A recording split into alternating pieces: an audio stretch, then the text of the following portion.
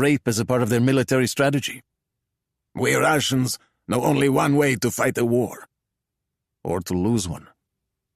Volodya is without question losing this war, said Morozov. But under no circumstances will he actually lose it. Volodya was the affectionate diminutive form of the Russian name Vladimir. And how will he manage that? Asked Gabriel. By any means necessary. Morozov refilled his wineglass. You know your Russian history, Alon. Tell me, what happened after Russia suffered a humiliating defeat in the Russo-Japanese War? The Russian Revolution of 1905 happened. There were worker revolts and peasant uprisings in every corner of the empire. Tsar Nicholas II responded by issuing the October Manifesto, which promised basic civil rights for Russian citizens and a democratically elected parliament. And when Russia suffered a series of battlefield disasters during the First World War, the Bolsheviks seized power, and the Tsar and his family were murdered. And what about our misadventure in Afghanistan? The Red Army withdrew in May 1988, and 3 years later the Soviet Union was gone. The greatest geopolitical catastrophe of the 20th century, according to Vladimir Vladimirovich. He won't lose the war in Ukraine, because he can't lose it, which is why I'm so worried about what comes next. As are you, I imagine. Worried, yes. But I'm retired now, Sergei. In that case, why are you here?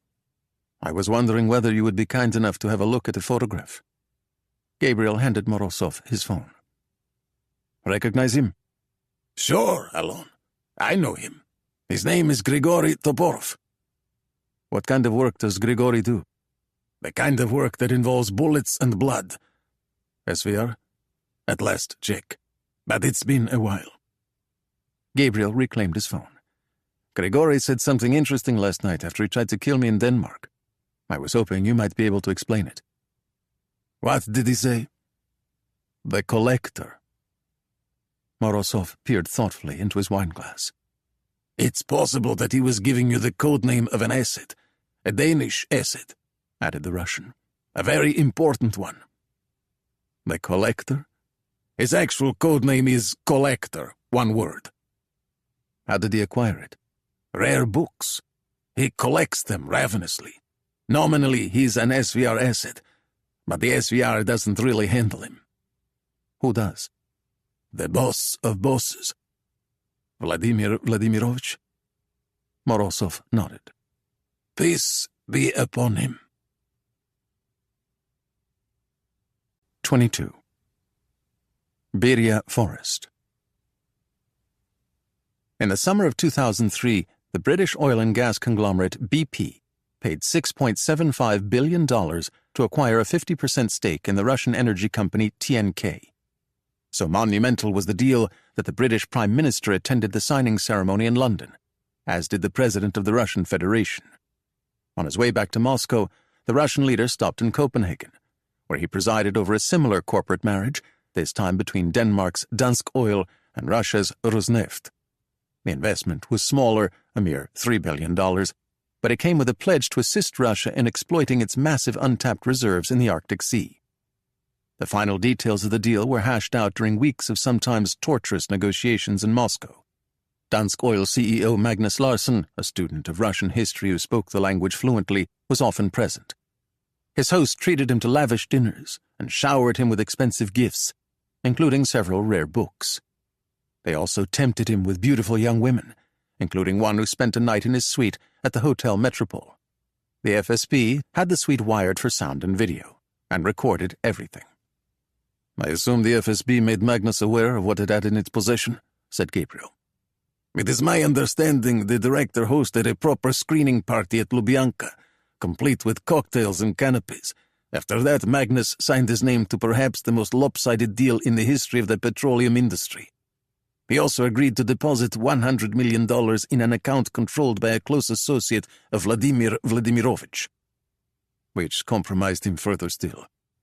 Sergei Morozov nodded in agreement. Poor Magnus came to Moscow in search of Russian riches, and by the time he left, he was burned to a crisp and fully under our control. The FSB transferred the Magnus Larsson account to the SVR, which put the oil executive to good use. The collector became an invaluable source of business intelligence, especially regarding future trends in the Western energy industry. He also provided the SVR with entree to the highest levels of Western society and government, and pointed out numerous potential targets for recruitment and compromat. He became a real self-starter, did Magnus. That's the beauty of compromat. If someone is truly burned, you never have to remind them of their past transgressions. They do anything to stay in your good graces. Have you never tried to convince an asset that your system is better than your adversaries? That you are alone in a dangerous world and in need of their help? I seem to recall that you employed a different approach when it came to my recruitment. You were a defector. Of the mailed fist variety, said Morozov. As for ideological recruitments, they went out of fashion with the end of the Cold War. Who in their right mind would willingly work on behalf of a country like Russia? We have two means of recruitment available to us: compromat and money, and in the case of Magnus Larsson, they went hand in hand. How? The Kremlin put its thumb on the scale of the Rosneft deal, explained Morozov, and made certain it paid dividends for Dansk Oil's shareholders, and for Magnus personally. Not surprisingly, the Danish oil executive became one of Russia's most vocal advocates in the West. He said Europe had nothing to fear from its growing dependence on Russian energy, or from Russia's tough-talking president, whom Magnus praised at every turn as a statesman who was leading his country out of its backward repressive past and into a democratic future. As it turned out, Vladimir Vladimirovich was listening. He entertained Magnus at the Kremlin and at his various private residences, including his dacha west of Moscow. Because Magnus spoke Russian fluently, there was no need for a translator. He became one of Volodya's closest non-Russian friends. Not a member of the inner ring, mind you, but he was definitely part of Volodya's universe. How did he use him? Mainly as a sounding board and advisor.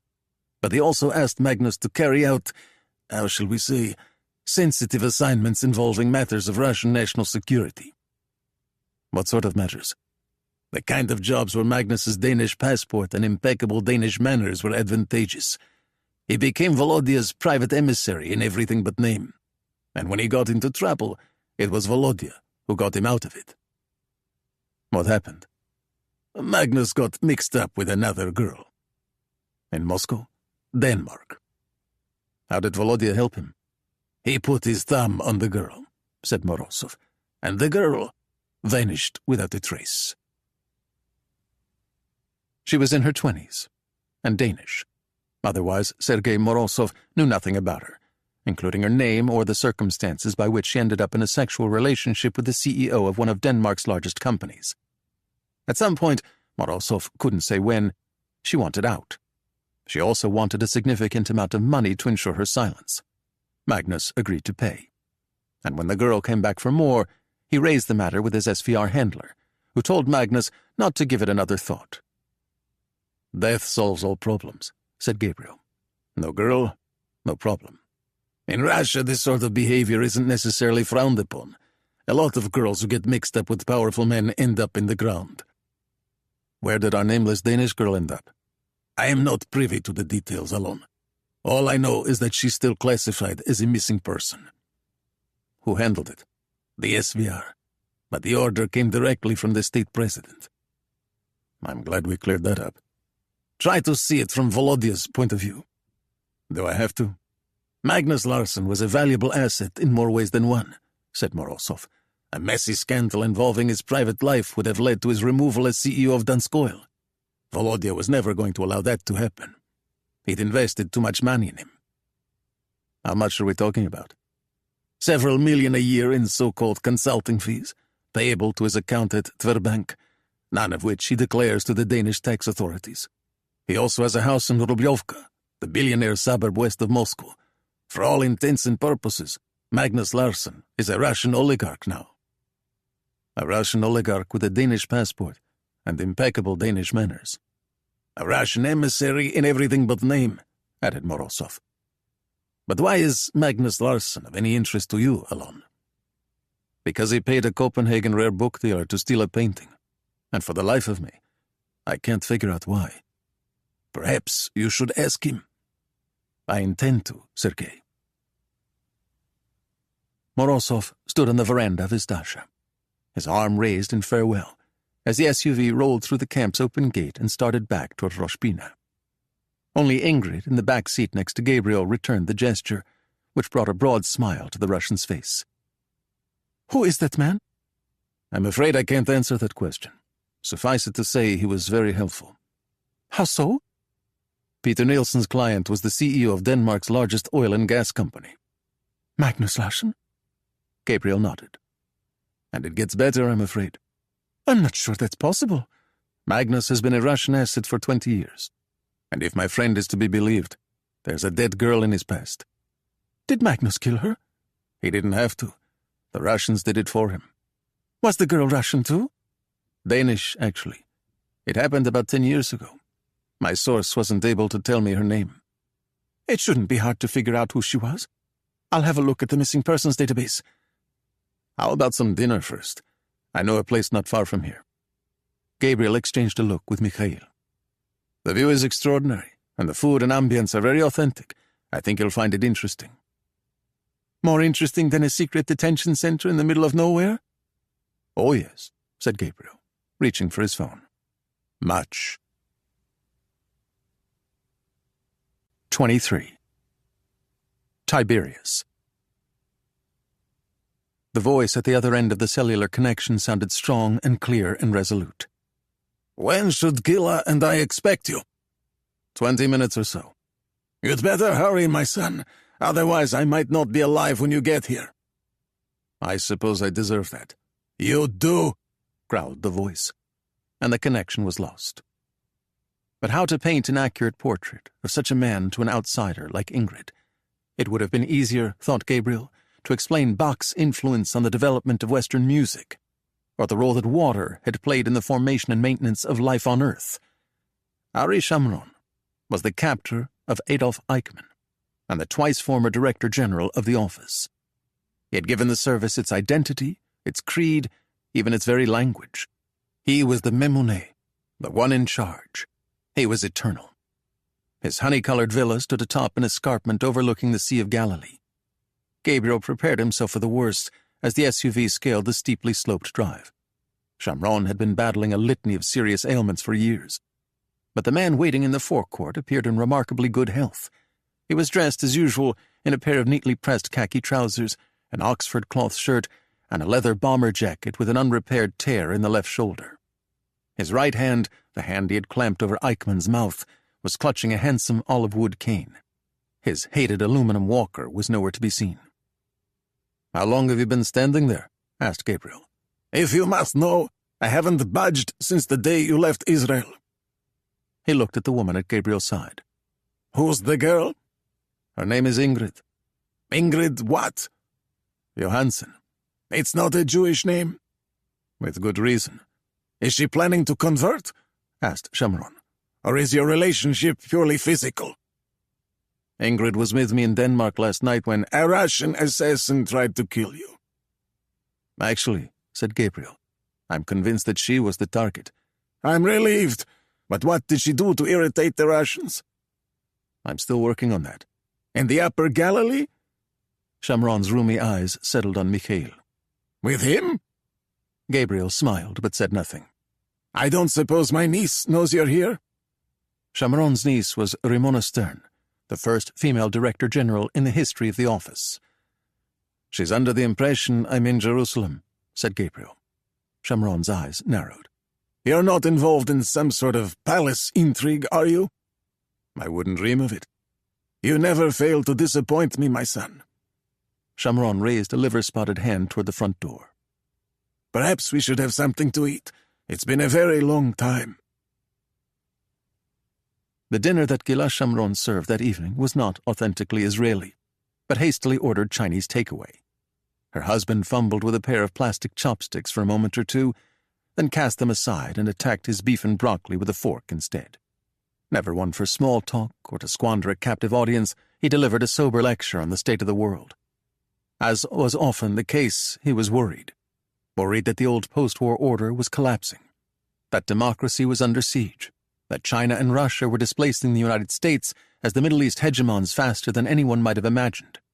He was hearing rumors that Beijing was attempting to negotiate a rapprochement between the Saudis and the Iranians, an unimaginable prospect even a year ago. He asked Gabriel about his new life in Venice, and seemed pleased to learn that Chiara and the children were thriving. He was most intrigued, however, by the presence of a newcomer at his table. This beautiful young Danish woman named Ingrid Johansen, who claimed to be a freelance IT specialist. It was clear that Shamron, a lifelong inhabitant of the secret world, didn't believe a word of it. He knew an operator when he set eyes on one. Finally, he pushed himself to his feet, and with apologies to Ingrid and Mikhail, led Gabriel downstairs to the room that doubled as his study and workshop. The innards of a 1958 Grundig 3088 were scattered across his work table. Tinkering with old radios was Shamron's only hobby, and when he had no radios at his disposal, he tinkered with Gabriel. He settled atop a stool and switched on the lamp. "You first," he said. "Where would you like me to begin?" "How about the beginning?" "In the beginning, God created—" "Why don't you skip to the part about Ingrid?" "She's a computer hacker and professional thief." "Sounds like my kind of girl." "Mine too." Shamron's old Zippo lighter flared. "Tell me the rest." He waited until the conclusion of Gabriel's 5-minute presentation before looking up from the radio. The expression on his face was one of profound disapproval. "You could be prosecuted, you know." "For the unfortunate incident involving the Armenian gangsters in Antwerp?" "For taking your friend into a secret office interrogation facility. If I had pulled a stunt like that, I would have never heard the end of it." "You know what they say about imitation, Harry?" "I'm inimitable, my son. But it is rather rich, don't you think? How many times did you berate me for keeping my hand in the game? How many times did you tell me that you are done with this life?" Shamron treated himself to a satisfied smile. "And now, as they say, the shoe is on the other foot." "Are you quite finished?" "I'm just getting started." He crushed out his cigarette and lit another, secure in the knowledge that Gabriel, now thoroughly on the defensive, wouldn't dare utter a word of protest. "And what have you concluded from this inquiry of yours thus far?" "I was trained by a wise intelligence officer never to force the pieces." "Because when we force the pieces, we sometimes see what we want to see rather than the truth. Wouldn't you agree?" "Sometimes," replied Gabriel. "And then, of course, there is the problem of missing pieces. We don't know what we don't know. And I can assure you, my son, you don't have all the pieces."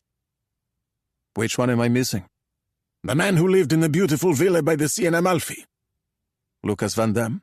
"Actually," said Shamron, "we used to call him Lucky Lucas." "Van Damme was an office asset?" "For several years." "Why?" Shamron raised his hands in the shape of a mushroom cloud and whispered, "Boom." 24. Tiberius. South Africa's nuclear weapons program, among the most secretive ever undertaken, commenced in 1948, the same year that Israel declared its independence, and 3 years after the United States brought a swift end to World War II by dropping a pair of atomic bombs on the Japanese cities of Hiroshima and Nagasaki. Initially, South Africa pursued a plutonium bomb, but in 1969 it switched to a uranium enrichment program fed with domestically mined ore. By the late 1980s, it had assembled a nuclear arsenal of 6 gun-type bombs, the last such weapons ever built.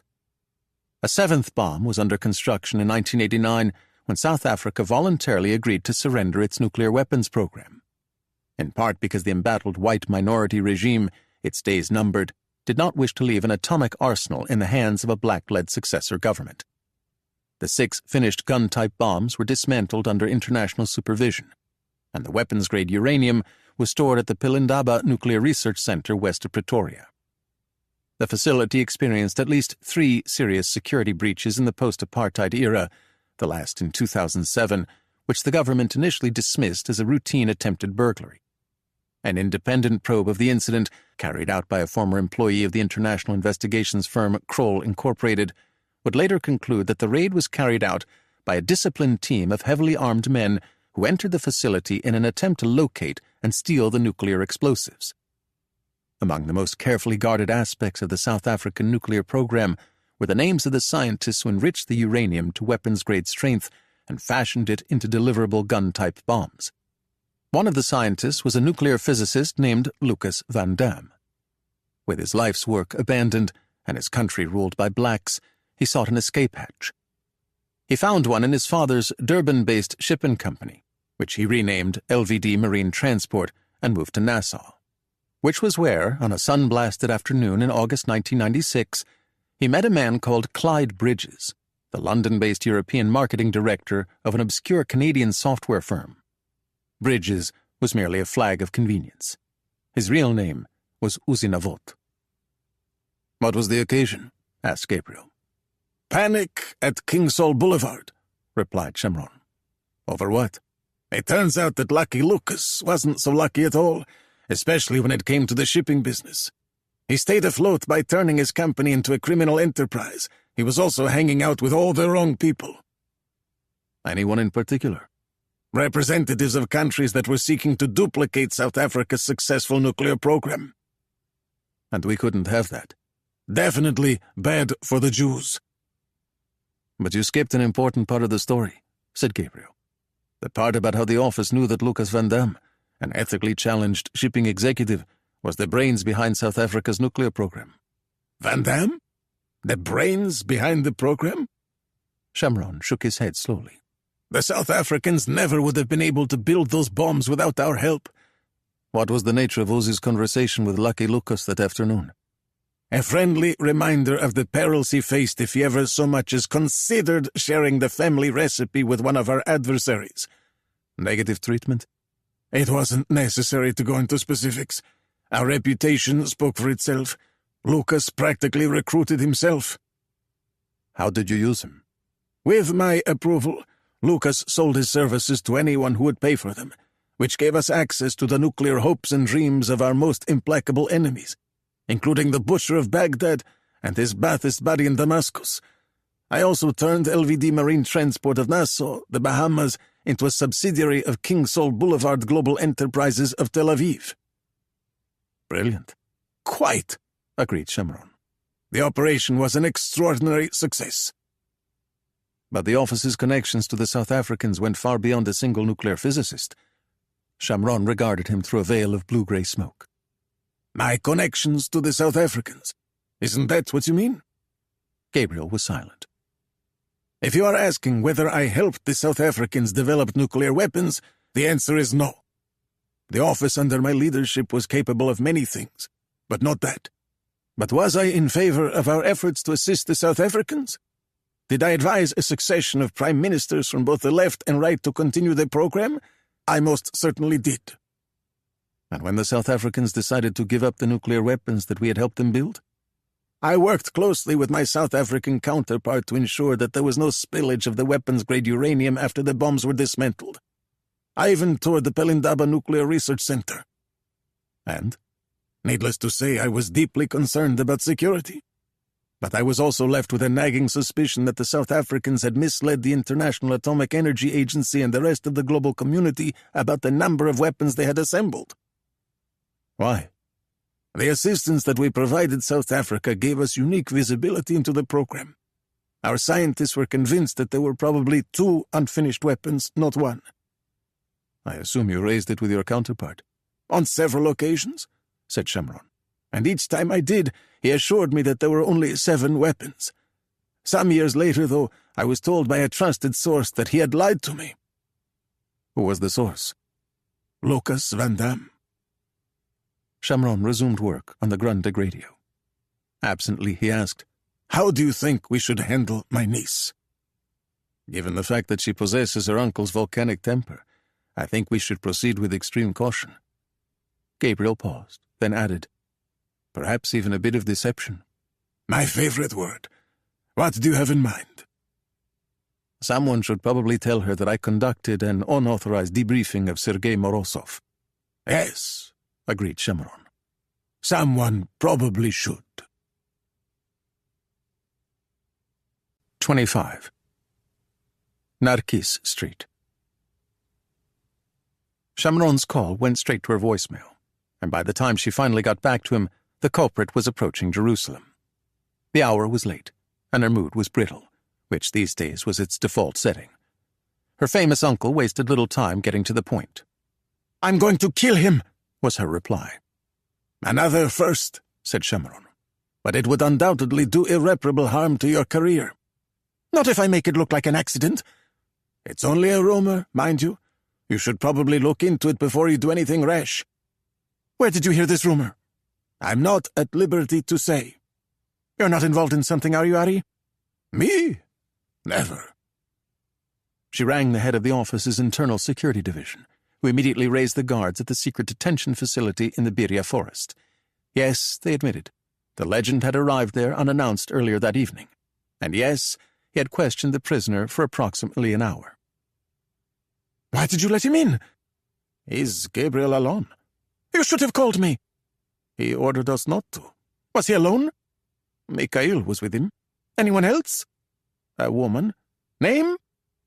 "Didn't seem to have one." "Describe her." "Definitely not Israeli." The woman in question, a hacker and professional thief named Ingrid Johansson, was at that same moment experiencing her first vision of Jerusalem. Shortly before midnight, she followed Gabriel into an apartment located at 16 Nakis Street, in the heart of the city's historic Nachlaot district. His phone rang as he was opening the French doors to the eucalyptus-scented night air. It was his successor on the line. "I want you in my office tomorrow morning at 10:30, she said, and the call went dead. Gabriel showed Ingrid into the guest room, then crawled into bed. By way of deception, he thought, thou shalt do war. He was awakened at 7:05 by the thunderclap of an explosion. At first he thought it was only a dream, but the distant wail of sirens and the sight of Ingrid standing anxiously in the doorway of his bedroom told him that was not the case. In the kitchen they watched the breaking coverage on television while waiting for the coffee to brew. The bomb had exploded at a bus stop in Givat Shaul, at the western entrance of Jerusalem. "We drove past it last night," explained Gabriel. "Are there casualties?" "Several." "Was anyone killed?" "We'll know soon enough." A second bomb exploded while Gabriel was in the shower. Another bus stop, this one in North Jerusalem, so close it shook the apartment. He dressed in one of the dark suits hanging in his closet and returned to the kitchen to find Ingrid hunched over her laptop, her brow furrowed in concentration. He filled a stainless steel insulated tumbler with coffee and tightened the lid. "With a bit of luck, I'll be back in a few hours. Under no circumstances are you to leave this apartment." "Actually," she answered, her fingers rattling the keyboard, "I wasn't planning to." Downstairs, an armored SUV idled curbside in Narkis Street. 10 minutes later, after clearing the snarled traffic around Givat Shaul, he was headed down Highway 1 toward Tel Aviv. His rediscovery, he thought, was nearly complete. All he required now was the consent of his successor. She was one of his better works, girl with a volcanic temper, girl with a will of iron. One of the first directives that Gabriel had issued as chief of the office was among his most enduring: his swift cancellation of a fully approved and Knesset-funded plan to move the service's headquarters from downtown Tel Aviv to an empty plot of land along Highway 2 in Ramat HaSharon. The colossal price tag was reason enough to kill the project, but Gabriel was also concerned by the proposed site's proximity to a busy shopping mall and Cineplex. And then there was the name of the nearest highway interchange for which the area was known. "By what metonym shall we refer to ourselves?" Gabriel had lamented. "Glilot Junction will be the laughingstocks of the intelligence world."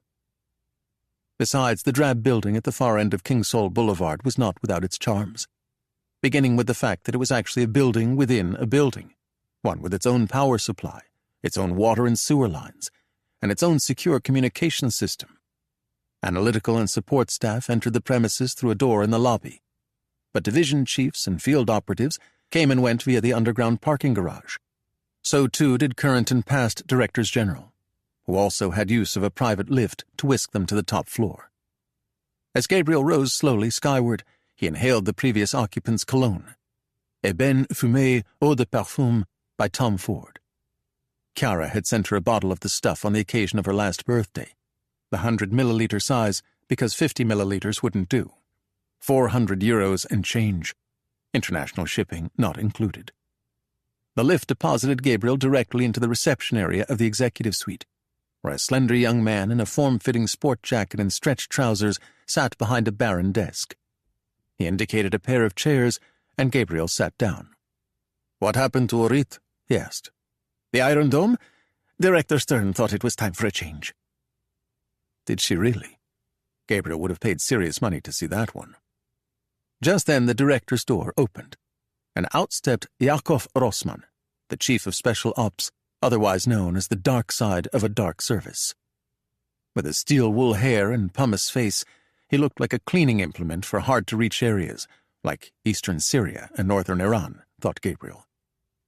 "What are you doing here?" he asked, his tone accusatory. "I'll find out in a minute or two. "I'd love to chat, but I'm afraid we have a bit of a crisis on our hands." "Really? Where?" "Nice try," said Yakov, and hurried out, as though his crisis was taking place in a room at the end of the hall. Gabriel looked at the receptionist, who was pondering the phone on his desk. A long moment passed before it emitted a two-note burst of tone, the signal that the director's office was secure. "She'll see you now, Mr. Allon." "Lucky me." Rising, he endured a wait of several seconds for the snap of the automatic locks. The room he entered was strangely unfamiliar. The desk, the seating area, the conference table, everything had been replaced and rearranged.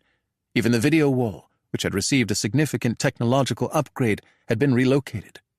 The decor was trendy and sophisticated, high finance as opposed to low cunning. The lighting was subdued. Somewhere beyond the tightly drawn shades was Tel Aviv and the Mediterranean, but you would never know it. The office might have been in London or Manhattan or Silicon Valley. Ramona was contemplating something on a tablet computer. She wore a dark two-piece suit, the unofficial uniform of the Israeli espiocrat, and a pair of fashionable pumps. The demands of the job appeared to have melted a few kilos from her generous figure. Or perhaps her weight loss was intentional, thought Gabriel, part of an overall image reboot, like the new way she was wearing her sandstone-colored hair or the subtle change in her makeup. Somewhere under her suit of armor was the little girl whose left hip Gabriel had bandaged when she fell off her scooter while careening down her famous uncle's treacherously steep drive. But you would never know that either. Her silence was intentional, a shop-worn technique used by office operatives since time immemorial to make adversaries feel uncomfortable. Gabriel decided to seize the initiative. "Yakov seemed rather surprised to see me." "I'm sure he was."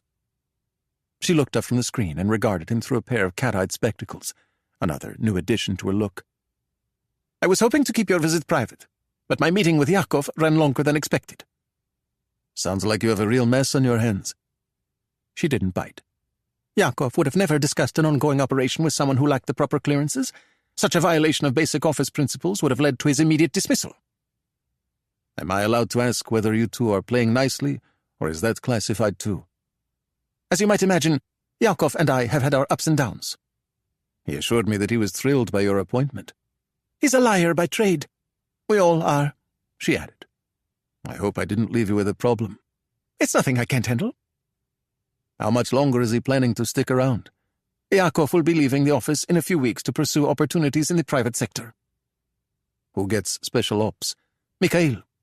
I'm giving Yossi my old job at collections. Dina will take over as head of research." "It sounds as though you have your team in place." "Who are we kidding?" "They're your team," said Ramona. "I just made a few minor adjustments." Gabriel surveyed his old office. "More than a few." "You cast a long shadow. For a month or so after you left, we all sat around staring at one another, wondering how we were going to carry on without you. The only way we could deal with it was to pretend I didn't exist." "We did keep your old chalkboard, though. It's still downstairs in 456C. It's like Churchill's underground war rooms down there." Ramona gestured toward the seating arrangement. "Won't you sit down?" "Perhaps we should do this standing." Her expression darkened. Girl with a volcanic temper. Her voice had a razor's edge. "How did my uncle know that you met with Sergei Morozov?" "Because I told him." "And did you also tell my uncle to tell me about it?" "Yes, of course." "Why did you do that?" "To make you angry enough to take out a contract on my life." "You succeeded." She placed a hand to her forehead, as though taking her temperature. She was definitely running hot. "Why didn't you simply request authorization to meet with your old source?" because sometimes it is better to beg for forgiveness than to ask for permission. She lowered her hand. Beg. I want to run an operation for you. Oh, you can do better than that. I beg of you to let me run an operation for you. What sort of operation?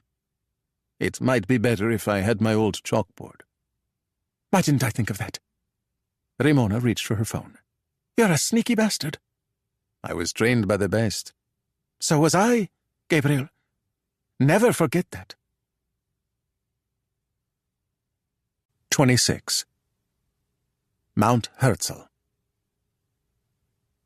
The patient suffered from a combination of post-traumatic stress disorder and psychotic depression. Nowhere in her voluminous files, however, was there an accurate description of the terrible incident that had induced her condition. Only a vague reference to a terrorist bombing in a European capital. Also absent was the name of the man, a former spouse, who continued to bear the cost for her round-the-clock care. As was often the case, he gave her doctor scant warning of an impending visit. I'll make the arrangements, said the doctor, but I'd like a few minutes alone with you first. Is something wrong? An encouraging development, actually. The hospital was located in what was once the Arab village of Deir Yassin, where Jewish fighters from the Irgun and Lehi paramilitary organizations massacred more than 100 Palestinians, including women and children, on the night of April 9, 1948. Several of the village's buildings remained standing, including the old Ottoman-era house where the doctor, a rabbinic-looking figure with a wondrous beard of many colors, kept his private office. The former husband of his longtime patient sat on the opposite side of the cluttered desk. It had been several minutes since either man had uttered a word. In fact, the office was silent except for the occasional turn of a page. 1 page every minute, thought the doctor, who was watching the sweep of the second hand on the wall clock. Not 58 seconds, and not 64. 1 page every 60 seconds. The man must have been born with a stopwatch in his head. These are extraordinary, said Gabriel at last. I thought so too. Whose idea was it? Hers. You never encouraged her. The doctor shook his head. In fact, given the disordered state of her mind, I was afraid of what she might produce. What happened? I walked into the art room one day about 6 months ago, and there she was with a charcoal pencil in her hand. It was as if she suddenly remembered that she used to be a painter. She insisted I show them to you. He paused, then added, No one but you. The silence returned. The doctor stared into the cup of lukewarm tea he was holding in his hand. She's still madly in love with you, you know. I know. Most of the time she thinks the two of you are still— I know, he said firmly. The doctor addressed his next words to the window. I've never judged you, Gabriel, but at this stage of her life— And what about my life? Is there something you want to talk about? Like what? Anything at all. I have a wife. I have 2 young children. You want to lead a normal life? Is that what you're saying? Well, some of us aren't meant to. You're not normal, Gabriel Alon. You will never be normal. Surely there's something I can take for that. The doctor emitted a dry, quiet laugh. Your sense of humor is a defense mechanism. It prevents you from facing the truth. I face the truth every time I close my eyes. It never goes away. Not for a single minute. That's the healthiest thing I have ever heard you say. The doctor placed his cup and saucer on the desk, spilling the remnants of his tea in the process. You should know that when the bomb exploded in Givat Shaul this morning, it was very loud here at the hospital. I'm afraid she didn't react well. How is she now? 5 minutes ago, when I told her that you were coming to see her, she was overjoyed. But with Leah— The doctor smiled sadly and rose to his feet. Well, one never knows quite what to expect. She was seated in her wheelchair in the sunlit garden, a blanket round her frail shoulders, the twisted remnants of her hands knotted in her lap. Gabriel kissed the cool, firm scar tissue of her cheek and sat down on the bench next to her. She stared sightlessly into the middle distance, as though unaware of his presence. He had endured periods of catatonia like this before. Her first had lasted 13 years. 13 years without so much as a word or a flicker of recognition in her dark eyes. It had been like communing with a figure in a painting. He had longed to restore her, but could not. The woman in a wheelchair, oil on canvas, was beyond repair. He opened her sketchpad and leafed through its pages. "What do you think of them?" she asked suddenly. He looked up with a start. What do you think of them? They were some of the first words she had ever spoken to him, long ago, when they were students together at Bezalel. Then as now, he had been turning the pages of her sketchbook with unconcealed admiration, and perhaps even a trace of envy. She was eager to hear his opinion of her work. After all, he was Gabriel Allon, the talented only son of Irene Allon, perhaps the finest Israeli painter of her generation. "Well?" She prodded him. "I'm overwhelmed." "It took some getting used to." She raised her contorted right hand. "Holding a pencil again, that is." "It doesn't show." He turned the pages. Landscapes, Jerusalem cityscapes, still lifes, nudes, portraits of her fellow patients, of her doctor, of her ex-husband at the age of 39. That was how old Gabriel had been the night a Palestinian master terrorist, named Tariq al-Hurani, concealed a bomb beneath his car in Vienna. It was Leah, with the turn of the ignition, who had detonated the device. The explosion had killed their young son Daniel, whom Gabriel had strapped into his car seat a moment earlier. Leah, despite suffering catastrophic burns and injuries, had somehow survived. The final minutes of their life together played ceaselessly in her memory like a loop of videotape. She was trapped in the past with no escape, and Gabriel was her constant companion. Her eyes traveled over him, as though she were searching for a lost object in the cluttered closets of her memory. "Are you real?" she asked at last. "Or am I hallucinating again?" "I'm real," he assured her. "Where are we, my love?" "Jerusalem." She lifted her eyes to the cloudless sky. "Isn't it beautiful?" "Yes, Leah," he answered, and waited for the familiar refrain. "The snow absolves Vienna of its sins. Snow falls on Vienna while the missiles rain on Tel Aviv."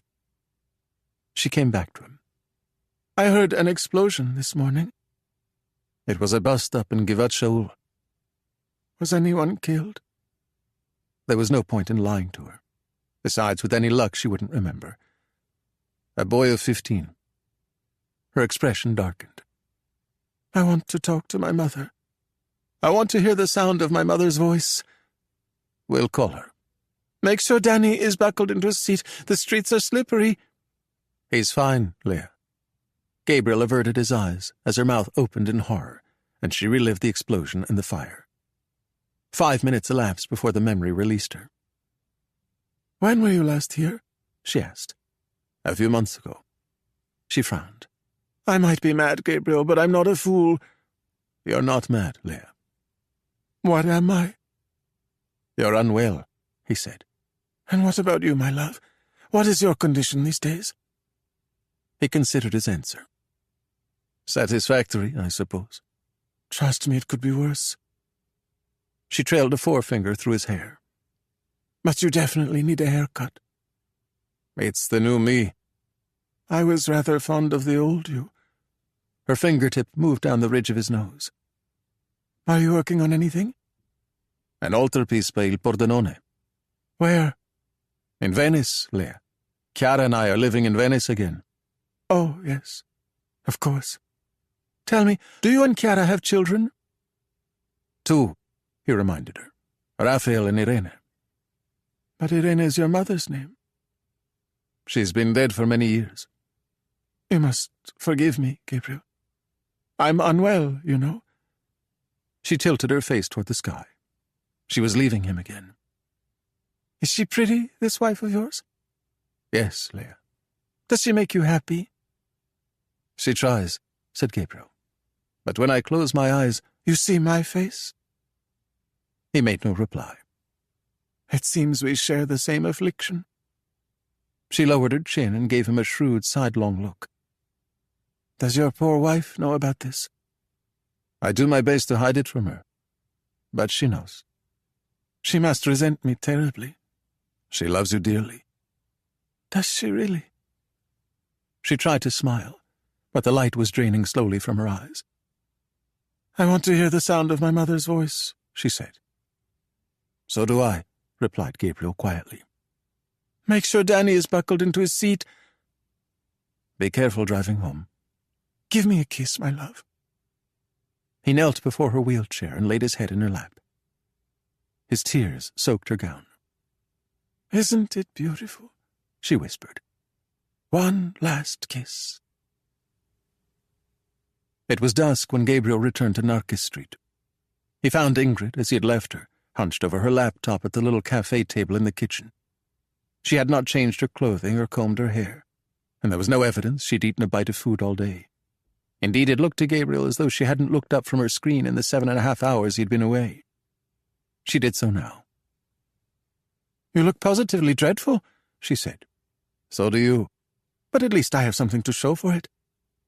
She rotated the computer and adjusted the screen. Found her. Who is she? Asked Gabriel. The dead girl and Magnus Larsson's past. 27. King Saul Boulevard. Returning to the fold, even temporarily, was not as simple as flipping a switch. There were documents to sign, declarations to make, and dormant security clearances that required resuscitation. To that end, Gabriel was required to endure a session with the bloodhounds of security, who were still seething over his unauthorized visit to Sergei Morozov's dacha in the Upper Galilee. Recent suspicious foreign contacts? Asked his inquisitor. Too many to count. Try.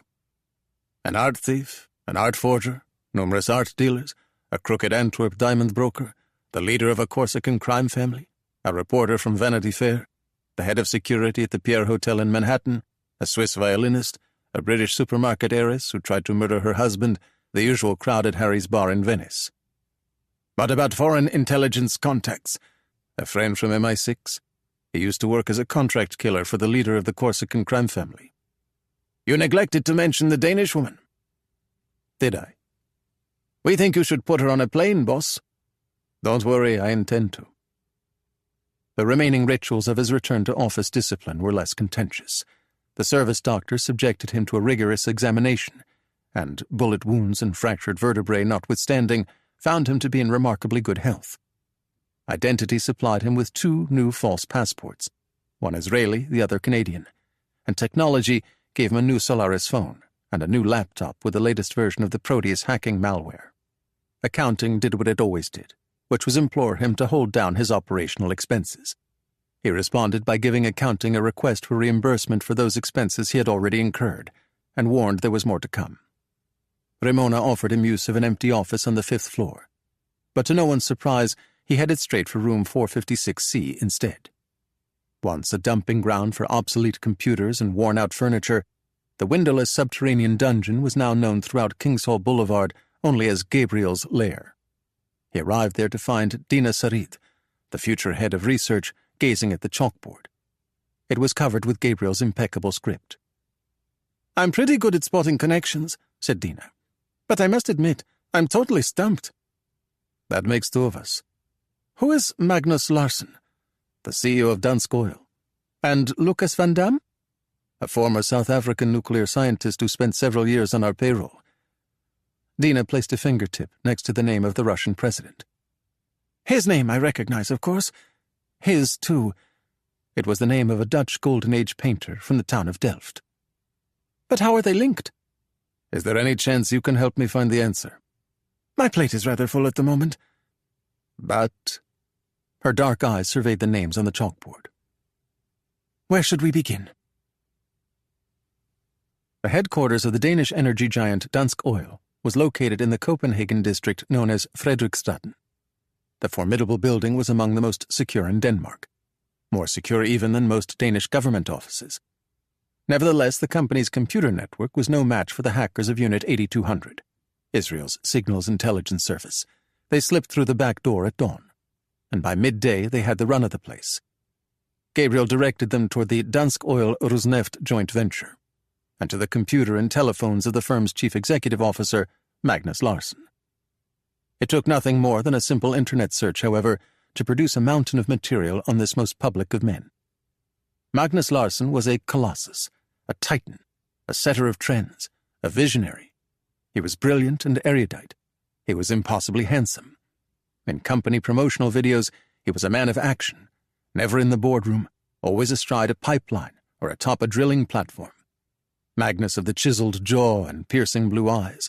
Magnus of the wind-blown blonde hair. There was nothing Magnus couldn't do. There was no challenge Magnus hadn't met. When asked by a fawning journalist how he would describe himself, he replied, "A businessman with the soul of a poet."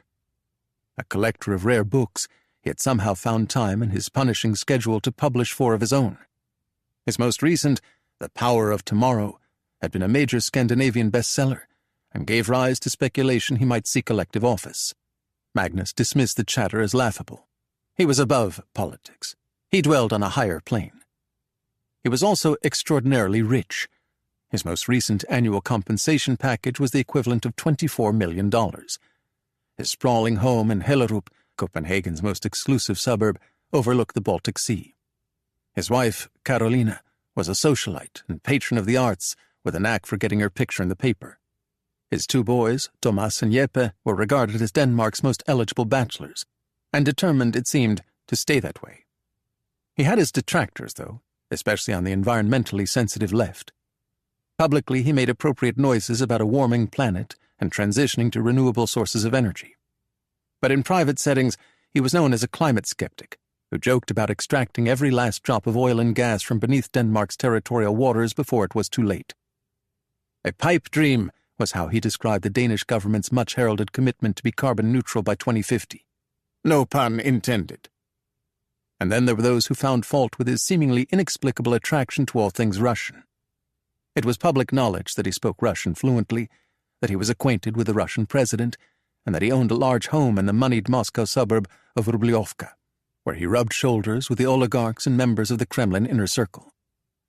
Unlike most Western energy companies, which had unwound the Russian deals after the invasion of Ukraine, Dansk Oil had stubbornly refused to walk away from its joint venture with Rosneft, which accounted for nearly 1/3 of the company's petroleum. Magnus claimed it was simply a question of the bottom line, that leaving Russia would result in a $12 billion write-down. His detractors, however, wondered if there was something more. He was known to be something of a fanatic when it came to his schedule, which was laid out for him in 15-minute intervals by his longtime personal assistant, Nina Sundergaard. Unit 8200 located the schedule on her computer, along with numbers for Magnus's 6 mobile phones. His primary device was an iPhone. Gabriel attacked it with Proteus, and by mid-afternoon it was exporting the entirety of the data stored in its memory. Emails, text messages, internet browsing history, telephone metadata, GPS location data. It was also acting as both an audio and video transmitter, which allowed Gabriel and Dina to be remote participants in a meeting of Dansk Oil's senior staff. Like most modern executives, Magnus Larsson was a dedicated user of encrypted email and text message services, namely Proton Mail and Signal. He was also something of a shutterbug. Gabriel found numerous snapshots of Moscow and the Russian countryside. There were also photos of Russian business elites and Kremlin celebrities taken in casual social settings. Mad Maxim Simonov, the Nickel King of Russia. Oleg Lebedev, otherwise known as Mr. Aluminum. Yevgeny Nazarov, the Kremlin's silver-tongued if mendacious spokesman. Arkady Akimov, the widely wealthy oil trader who had recently fallen to his death from the window of an apartment on Baskov Lane in St. Petersburg. Gabriel likewise breached the mobile device of the late Copenhagen antiquarian book dealer Peter Nielsen, which produced a similar geyser of data. He appealed to Ramona for additional staff, and she reluctantly gave him Mikhail and his wife, Natalie Mizrahi, the only Western intelligence officer to have penetrated the insular ranks of the Islamic State. They were soon overwhelmed, however, by the arrival of nearly 100,000 pages of Dansk Oil files, leaving Gabriel no choice but to take emergency measures. He needed someone who knew how to read a balance sheet, how to distinguish a clean transaction from a dirty one, how to follow the money. It was for that reason, and many others, that he picked up his phone and called his old friend, Elie Lavon. No one was sure exactly when he arrived, or even how he managed to get into the building, but then that was his special talent. He was a ghost of a man, easily overlooked, soon forgotten. Ari Shamron once said of Lavon that he could disappear while shaking your hand. It was only a slight exaggeration. Like Gabriel, Lavon was a veteran of Wrath of God, the secret office operation to hunt down and assassinate the perpetrators of the Munich Olympics massacre. In the Hebrew-based lexicon of the team, he had been an ayin, a tracker and surveillance specialist. When the unit finally disbanded, Lavon was afflicted with numerous stress disorders, including a notoriously fickle stomach. He settled in Vienna, where he opened a small investigative bureau called Wartime Claims and Inquiries. Operating on a shoestring budget, he managed to track down millions of dollars worth of looted Holocaust assets and played a significant role in prying a multi-billion-dollar settlement from the banks of Switzerland. Against all better judgment, Lavon agreed to serve as chief of Neviot, the office's physical and electronic surveillance division, during the 5 operationally intense years of Gabriel's term as Director General. And on the day of Gabriel's retirement, Lavon had retired too. An archaeologist by training, he had planned to spend the final years of his life sifting through the soil of Israel's ancient past. "And now," he said, lighting a cigarette in spite of his old friend's well-known aversion to tobacco, "I am once again in this dreadful broom closet, staring at a mountain of documents." The woman responsible for Elie Lavon's sudden recall to duty spent that day alone at Narcus Street, as outsiders were strictly forbidden to enter King Saul Boulevard. During the next 48 hours, Gabriel saw little of her. A few minutes early in the morning, a few minutes late at night. He came and went from King Saul Boulevard as quietly as possible, but word of his return ricocheted through the building. Naturally, speculation abounded. Did he regret relinquishing the throne so soon? Was his chosen successor in trouble? Did she require his helping hand on the tiller? Was Shamron somehow involved? Long ago, perhaps, when he recruited a wayward South African nuclear scientist named Lucas Van Dam. Gabriel was convinced that the solution to the puzzle could be found somewhere in Van Dam's past. Dina found evidence to support his hypothesis on the 3rd day of their investigation, in the location data stored in Magnus Larsson's phone, and in saved copies of his meticulous daily schedule. Evidently, Larsson had spent nearly a week in Johannesburg in August exploring the purchase by Dansk Oil of a South African mining company. He had flown there on a chartered aircraft and stayed at the Four Seasons Hotel. No other company executives had accompanied him. Upon his return to Copenhagen, Magnus headed not for Dansk Oil headquarters, but to Nielsen Antiquarian, where he remained for nearly 2 hours. Reason enough, thought Gabriel, to pull the CEO aside for an off-the-record chat. But where? Once again, they found the answer in Magnus's schedule. It seemed the Dansk Oil CEO would attend the Berlin Energy Summit in 10 days' time. In fact, he was planning to deliver an address on Europe's energy future in the post-Ukraine world, with a book signing to follow. Gabriel included Magnus Larsson's travel plans in the by-the-book request for an operational charter that he delivered to Ramona that evening at 6:15. An analyst by trade, she read the file twice. "For the record," she said at last, "you have no proof that Lucas Van Dam's murder is connected to some phantom 8th South African weapon." "Not a shred," agreed Gabriel. "But I know he wasn't killed over just a painting." "Why would an advanced nuclear power like Russia be mixed up in a scheme to acquire 2 chunks of 30-year-old South African highly enriched uranium?" "I can think of several possibilities, none of them good. But I'm convinced that Magnus Larsson is involved." "What makes you think you can turn him around?" "The dead girl in his past." Ramona removed a photocopy of Ingrid's passport from the file. "You're only going to get one bite at the apple. Are you sure you want her to take it?" "She's perfect." "At least let her spend some time with the instructors." "Ellie and I will work with her in Berlin."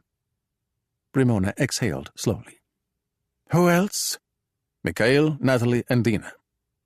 Ramona placed the file in her outbox. "If you so much as order Lebanese carry-out while you're in Berlin, I want to know about it. Before you order it, not after. You will seek permission for everything you do. Otherwise you will be begging for your life. Do we have a deal?" "We do." Rising, he started toward the door. "Why didn't you say my name?" Ramona asked suddenly. Gabriel turned. "I'm sorry?" "When I asked about personnel, you named everyone from the old team but me." "You're the chief now, Ramona." Her smile was brittle. "The chief who fell off her kick-scooter." Gabriel went into the antechamber and pressed the call button for the director's private lift. "And one more thing," she shouted from the office that once was his. "No Moscow!" 28. Wiesenbier. If there were 2 fringe benefits to Gabriel's unexpected return to the secret world, they were travel and transport, the office units that moved field agents securely through airports and train terminals around the world, and then supplied them with untraceable vehicles when they arrived at their destinations. Gabriel's Audi A6 sedan was waiting on the second level of the parking garage of Copenhagen Airport with a key taped inside the left rear wheel well. He tore it loose, then crouching, searched the undercarriage. "Looking for something in particular?" asked Ingrid. "My contact lens." "I didn't realize you wore them." "I don't." He unlocked the doors and dropped behind the wheel.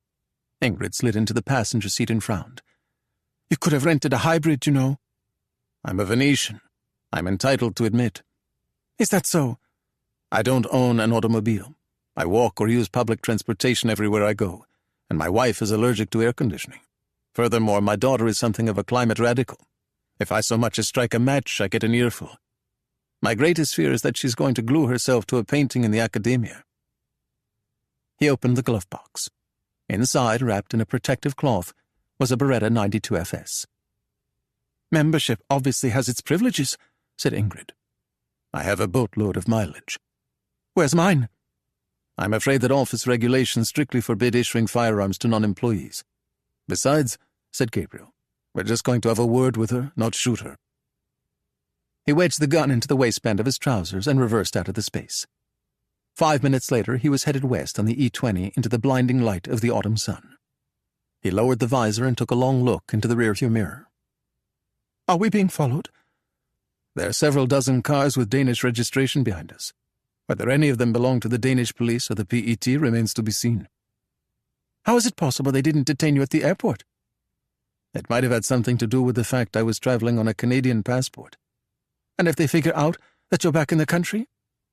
"My friend Lars Mortensen will read me the riot act. It will be on for the ages, an all-time showstopper." "When are you planning to tell him that you're investigating one of Denmark's most prominent citizens?" "At a time and place of my choosing." The motorway carried them southward along the gentle curve of Køge Bay. Gabriel took a brief detour through the beach town of Karstrup Strand, one that included a series of consecutive right turns. Ingrid kept watch in her side-view mirror. "And what is my relationship to your service exactly?" "You're a temporary asset. We will use you for a single specific task and go our separate ways." "I suppose you had a look at my background to make certain I wasn't a shady character?" "With all due respect, Ingrid, you are a shady character." "Does that mean you didn't bother to run a check on me?" "Did I say that?" "Find anything interesting?" "With the exception of Sky and Cyber Solutions, remarkably little. In fact, you're a bit like that Russian who tried to kill us in Kandastana the other night. You don't seem to exist." "Plastering one's picture all over social media isn't a good idea in my line of work." "No arrests?" "Never." "And you're not wanted anywhere?" "Yes, of course, but the police are looking for the wrong version of me." "How many are there?" "I have more than a dozen different looks and identities that I use, but not all of them are women." "I see." "You've never?" "Posed as a man? I do it all the time." "As a woman," said Ingrid. "I posed as a Catholic priest once, but never as a woman." She looked at him carefully. "I have to say, you do look a bit like a priest, Mr. Alon." "There's no one by that name in this car." "What shall I call you?" "How about Herr Klemp?" "Klemp?" She was aghast. "No, that won't do." "How about Herr Frankel instead?" "Much better. But what's your first name?" "Why not Victor?" "There was a German expressionist painter by that name," said Ingrid. "His daughter survived the war and settled in Israel. She lived in a kibbutz called Ramat David. She was a painter too. Irene Alon was her name." "I knew her son," said Gabriel. "He was a real shady character." The sun was an orange disk by the time they crossed the towering Great Belt Bridge. Wiesenberg, population 3,000, lay another 90 kilometers to the west. It was dark when Gabriel and Ingrid arrived at their destination, a Q8 petrol station and convenience mart on an otherwise uninhabited stretch of road north of the town center. Next to the petrol station was a cafe with 4 outdoor tables. All were unoccupied, as were the tables in the brightly lit interior. Standing behind the counter, eyes on her phone, boredom on her face, was a magenta-haired woman in her mid-30s. "Perhaps I should make the approach," said Gabriel. "Why you?" "Because during your previous 2 visits to Jürgen's Smørrebrød Café, you committed serious crimes, including the theft of an iPhone 13 Pro that belonged to a dead rare bookstealer." But there's no evidence of my crimes. There is, however, a witness who undoubtedly told the police about a customer who was working on her laptop when the surveillance video magically disappeared. I can handle her, said Ingrid, and climbed out of the car without another word. When she entered the cafe, the magenta-haired woman behind the counter looked up from her phone and smiled warmly. The ensuing conversation was by all appearances convivial. Perhaps, thought Gabriel, he had been mistaken about the woman's recollections of the incident involving the faulty network video recorder. After a moment, the woman placed a cup of coffee and a Danish smørrebrød sandwich on the counter. Ingrid paid for her order in cash and sat down at the table nearest the window. The same table, noted Gabriel, at which he had been sitting the night that Grigory Toporov of the SVR murdered Peter Nielsen and stole the concert by Johannes Vermeer for a third time. But why didn't Grigory simply wait for Nielsen to deliver the painting to his client Magnus Larsson? Why a risky assassination in a fashionable quarter of Copenhagen? Gabriel reprimanded himself for once again trying to force the pieces. Better to wait until he had a capable hand to guide him. But Ramona was right. He would get only one bite at the apple. One chance to convince Magnus Larsson to see the error of his ways. An appeal to his conscience wouldn't do. Magnus, it seemed, hadn't one. Gabriel would have to break him, smash him to pieces, and then offer him a chance at redemption. The girl would be his ally. The dead girl and Magnus Larsson's past. Volodya put his thumb on the girl, and the girl vanished without a trace.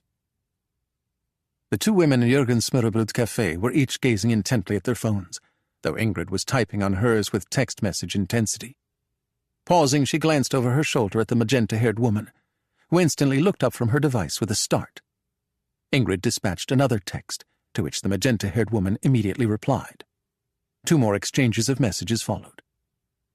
Then the magenta-haired woman stepped from behind the counter and sat down at Ingrid's table. Ingrid quickly sent one final text message. It landed on Gabriel's phone a few seconds later. She gets off at 7 p.m. Go away. Which left Gabriel nearly an hour to kill. He spent it driving back and forth along the same 10-kilometer stretch of empty road. 8 times he passed the little auto plaza, and 8 times he glimpsed Ingrid sitting at the window table of Jürgen's Smørrebrød cafe with Katja Strom, identical twin sister of Rikke Strom, missing since September 2013. When Gabriel turned into the auto plaza at 7 o'clock, the interior lights of the cafe were extinguished, and the sign in the window declared the establishment to be closed for the evening. The door opened a moment later, and a man of perhaps 40 emerged, followed soon after by Ingrid and Katja Strom. The man set off toward a worn-out hatchback in the car park. Ingrid and Katja Strom toward Gabriel's rented Audi. Ingrid slid into the passenger seat. Katja climbed in back. She lit a cigarette and murmured something in Danish. Frankel, replied Ingrid. His name is Viktor Frankel. 29. Helnes. Their mother was a Greenlander Inuit, their father a commercial fisherman. Not long after the girls were born, he bought a plot of land on the island of Mon and tried his hand at farming, and when the farm failed, he drank. Their mother split when the girls were 12 and went back to Greenland. Their father killed himself a couple of years later in a single-car road accident. The first police to arrive at the scene said his blood reeked of aquavit. Neither child wanted to join their estranged mother in Greenland, so the state looked after them until they finished their secondary education. Katja stayed down in Mon, but Rikke went up to Copenhagen and found work as a shopgirl and waitress. Eventually, she landed a job at Noma, Copenhagen's 3-star culinary mecca, where she delivered food to the tables of Denmark's wealthiest citizens. While she was walking home one evening to the dungeon she shared with 4 other girls, a good-looking man in an expensive car lowered his window and asked Rikke whether he might have a word with her. He said his name was Sten. Said he worked for a rich and powerful man. Said this rich and powerful man was interested in meeting Rikke. Said he could be helpful to Rikke, maybe get her a better job. You know how these things go, Herr Frankel. Did Sten happen to mention the name of the rich and powerful man who wanted to make your sister's acquaintance? No, not that night. They were parked on a deserted stretch of beach on the island of Helnes, not far from the lighthouse. Ingrid and Katja were sitting on the hood of the Audi drinking Carlsberg. Katja was chain-smoking, using the stub of one cigarette to light the next. She was under the impression that Herr Frankel was a freelance German investigative journalist who had long been interested in her sister's case. How did she respond to Sten's generous offer? She told him to fuck off. Did he? Not for long. A couple of nights later, he was back again. This time Rika agreed to meet with Sten's rich and powerful employer in an apartment in fashionable Nürnberg. Soon she was living in Nürnberg herself, rent-free and alone. When Katja paid her sister a visit, she was shocked by what she found. The closets and drawers were filled with chic clothing. The refrigerator was stocked with expensive wine, and Rika's wallet was stuffed with cash. The watch on her wrist was a Cartier. The diamond on her finger was at least 2 carats. How did she explain the sudden change in her standard of living? A new job. Did she describe it? Personal assistant to a wealthy businessman. That's one way of putting it. I said essentially the same thing. How did she react? She told me the truth. Did she identify her patron? Never. She said it was part of their arrangement. Total secrecy. Katja nodded and cracked open another Carlsberg. I told Rika that she was making a terrible mistake, that she would end up like our mother, that she was little better than a prostitute. She flicked the stub of her cigarette into the darkness. And guess what my sister told me? I imagine she told you to fuck off and mind your own business. More or less. Did you? Eventually. But we had a terrible quarrel first. It ended when her phone rang and she told me I had to leave at once. It was the last time I ever saw her. Rika had grown so isolated that for a long time no one realized she was missing. Finally, an old colleague from Noma contacted the police after receiving no response to dozens of calls and texts, and the police got in touch with Katja. No, she told them. She had not heard from her sister in several weeks. Was there anything unusual going on in her life? She was being kept by a wealthy and powerful man. Did Katja know this man's name? Her sister refused to divulge it. It was part of their arrangement. When another week went by with no sign of her, the police declared Rika missing and opened an investigation. There were stories on television and in the papers, and flyers posted all over the country. Katja couldn't go anywhere without being mistaken for her missing twin sister. She added streaks of crimson and purple to her coal-black Inuit hair and wore heavy makeup to hide her Inuit eyes. For the first time in my life, she said, no one called me racist names. Abandoned by her mother, orphaned by her father, lost without her twin sister, she decided to start a new life in a place where no one had ever heard of her. She chose Wissenberg because she saw a help-wanted advert for a counter job at Jürgens. She had 3 other part-time jobs as well and did volunteer work for a group called Enough, a feminist organization dedicated to the prevention of violence against women and children. She shared an old farmhouse with 5 other women. They were lost girls, throwaway girls, girls who had been disowned by their families, girls who had been beaten by husbands and lovers, girls who had been raped, girls with scars, girls with tracks on their arms. They never said an unkind word to one another, never raised their voices, never quarreled. They were a family. They had nowhere else to go. And yet Katja never forgot Rika, and never forgave herself for not dragging her out of that apartment in Nürnberg. She rang the police every Friday at 5 p.m. without fail and requested an update on the status of the investigation. Most of the calls lasted no more than a minute or 2. Rika, it seemed, had vanished without a trace. What about the man she was seeing? The police told me they were never able to determine who he was. How hard could it have been? Trust me, I asked the same question. On the 10th anniversary of Rika's disappearance, the Danish police appealed to the public one final time for help in finding her. And when no new leads were forthcoming, they gave Katja the last of the evidence they had removed from the apartment. Interestingly enough, there was no jewelry or money. In fact, the only item of any value was an old book. Which was odd, said Katja, because my sister was never much of a reader. Do you still have it, by any chance? The book? She nodded. I thought about selling it and donating the money to Enough, but I kept it instead. It's really quite beautiful. What is it? Romeo and Juliet. Katja Strom shook her head slowly. How pathetic is that? It was not truly a farmhouse, but a cottage hidden away in a dense stand of trees on the road between Wissenberg and Ladegard. Ingrid waited at the door while Katja went in search of the book. 2 other women waited with her. Lost girls, thought Gabriel. throwaway girls. Girls who had been raped and abused. Girls with scars. Finally, Katja reappeared, clutching a leather-bound volume. She gave the book to Ingrid, and Ingrid handed Katja something in return. Something she accepted reluctantly. Then the two women embraced, and Ingrid returned to the Audi. She waited until the cottage was behind them before switching on the overhead light and opening the cover of Romeo and Juliet by William Shakespeare. Hodder and Stoughton, published in 1912. I don't suppose there's a sales receipt? No, but there's a lovely bookmark from the shop where it was purchased. Ingrid held it up and smiled. Nielsen Antiquarian, Strøhe, Copenhagen. She slid the bookmark between the pages of the century-old volume and switched off the light. How much did you give her? Asked Gabriel. Everything I had. That was very generous of you. I only wish I could have given her more. So do I, said Gabriel. Starting with the name of the man who made her sister disappear without a trace. When are you planning to tell her? Actually, I had someone else in mind for the job. Really? Who? Magnus Larsson. 30. Berlin. The villa overlooked the Brandtzer in the leafy Berlin neighborhood known as West End. It was solid and stately and hidden behind a high wall overgrown with ivy.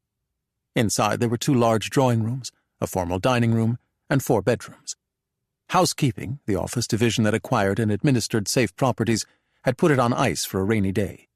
Gabriel, before leaving Kingsall Boulevard, informed housekeeping that there was wet weather in the forecast. Dina Sarid arrived a few minutes after 9 o'clock the following morning, having caught the early El Al flight from Ben Gurion to Brandenburg. Bleary-eyed, she went into the kitchen in search of coffee. Ingrid was leaning against the counter, mug in hand, scrolling through the headlines on her phone. Dina pointed toward the empty decanter, resting on the warmer of the Krupp's automatic. You're supposed to make a new pot. Says who? Asked Ingrid, without lifting her eyes from the screen. It's proper safe-house etiquette. Everyone knows that. Ingrid took down a bag of Chipo from the cabinet and placed it on the counter. Just add water to the top of the machine and push the little button. Michael and Natalie were routed through Frankfurt and arrived in the early afternoon. Elie Lavon, after spending 3 hours on the tarmac in Geneva because of a faulty cockpit light, finally showed up at 6 in the evening. He tossed his bag into the last remaining bedroom. Not surprisingly, it was the smallest and darkest in the villa, and introduced himself to the new recruit. You must be Ingrid, he said. I must be, she replied. Gabriel tells me you're rather good at what you do. He says the same about you. He'd like me to show you some of our methods. Actually, I prefer to do things my way. Over a dinner of takeaway Thai, they got to know one another a little better. Gabriel shared a few details of the team's many operations together, all unclassified, and hinted at the horrors they had witnessed and the dangers they had faced. He made it clear that they did not judge Ingrid for the life she had chosen. The nature of their work oftentimes required them to break laws themselves, and to occasionally utilize the services of professional criminals, including thieves. You possess a set of skills that make you uniquely suited to the task at hand. But you are part of an operational team now, a team that has slipped into Berlin without alerting the host service. Therefore, you have to follow certain rules. Such as? You are never to leave the safe house alone or without telling us where you're going. And you must never drink the last cup of coffee without making another pot. There are some things, said Gabriel with a smile, that are simply beyond the pale. Ingrid turned to Dina. Can you ever forgive me?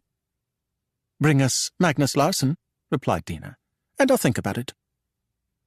He remained at Dansk Oil HQ in Copenhagen until 7:30 that evening, with his compromised iPhone never far from reach.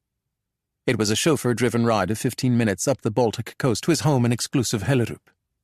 The dogs were pleased to see him, but his wife, Carolina, scarcely acknowledged his arrival. Their strained dinner conversation required little translation on Ingrid's part. All was not well in the Larsson marriage. He worked late into the night and sent and received numerous emails and text messages. Only one was related to Russia, a guided missile directed at Dansk Oil's VP for communications to formulate a new strategy for fending off public and political pressure to dissolve the Rosneft deal. He turned in at midnight, without so much as a word to Carolina, and was up again at 4 a.m. for his morning exercise regime. 15 minutes on the treadmill, 15 minutes on the rowing machine, 15 minutes of weight training, 15 minutes of walking the dogs. By 8 o'clock he was back at Dansk Oil HQ, where his day unfolded in perfect 15-minute increments, scripted and timed by the industrious Nina Sundergaard. Shortly before lunch, she presented Magnus with a draft itinerary for his upcoming trip to the Berlin Energy Summit. He would be arriving Tuesday morning and departing Thursday evening, with his remarks and book signing scheduled for Wednesday at 4 p.m. Like many of the attendees, he would be staying at the Ritz-Carlton Hotel in the Potsdamer Platz. He would be dining with his fellow energy executives on both nights, and planned to conduct 12 one-on-one side meetings, each lasting exactly 15 minutes. Not surprisingly, there was not a single spare minute in the entire document. There was, however, a personal errand that Magnus intended to run during his brief stay in Berlin. A visit to Lehmann Antiquarian on Fasanenstrasse at 2 p.m. Wednesday. A search of the CEO's private email account revealed that Herr Lehmann had recently come across a rare first edition of Death in Venice and Other Stories by Thomas Mann, Alfred A. Knopf, 1925. Near fine condition, original dust jacket, light restoration to the crown of the spine. The venue for the summit was the Berlin Congress Center in the Alexanderplatz, in what was once East Berlin. The price of admission was 5,000 euros, which granted patrons access to all speeches and panel discussions, as well as the marketing pavilion on the lower level, which was where the real work of any such gathering took place. 3 partners from LNT Consulting, a newly formed company based in Berlin, were late registrants. Technology built the company's website, and identity saw to the business cards. Mikhail would be posing as the firm's Russian-born CEO, Natalie as his trusted lieutenant.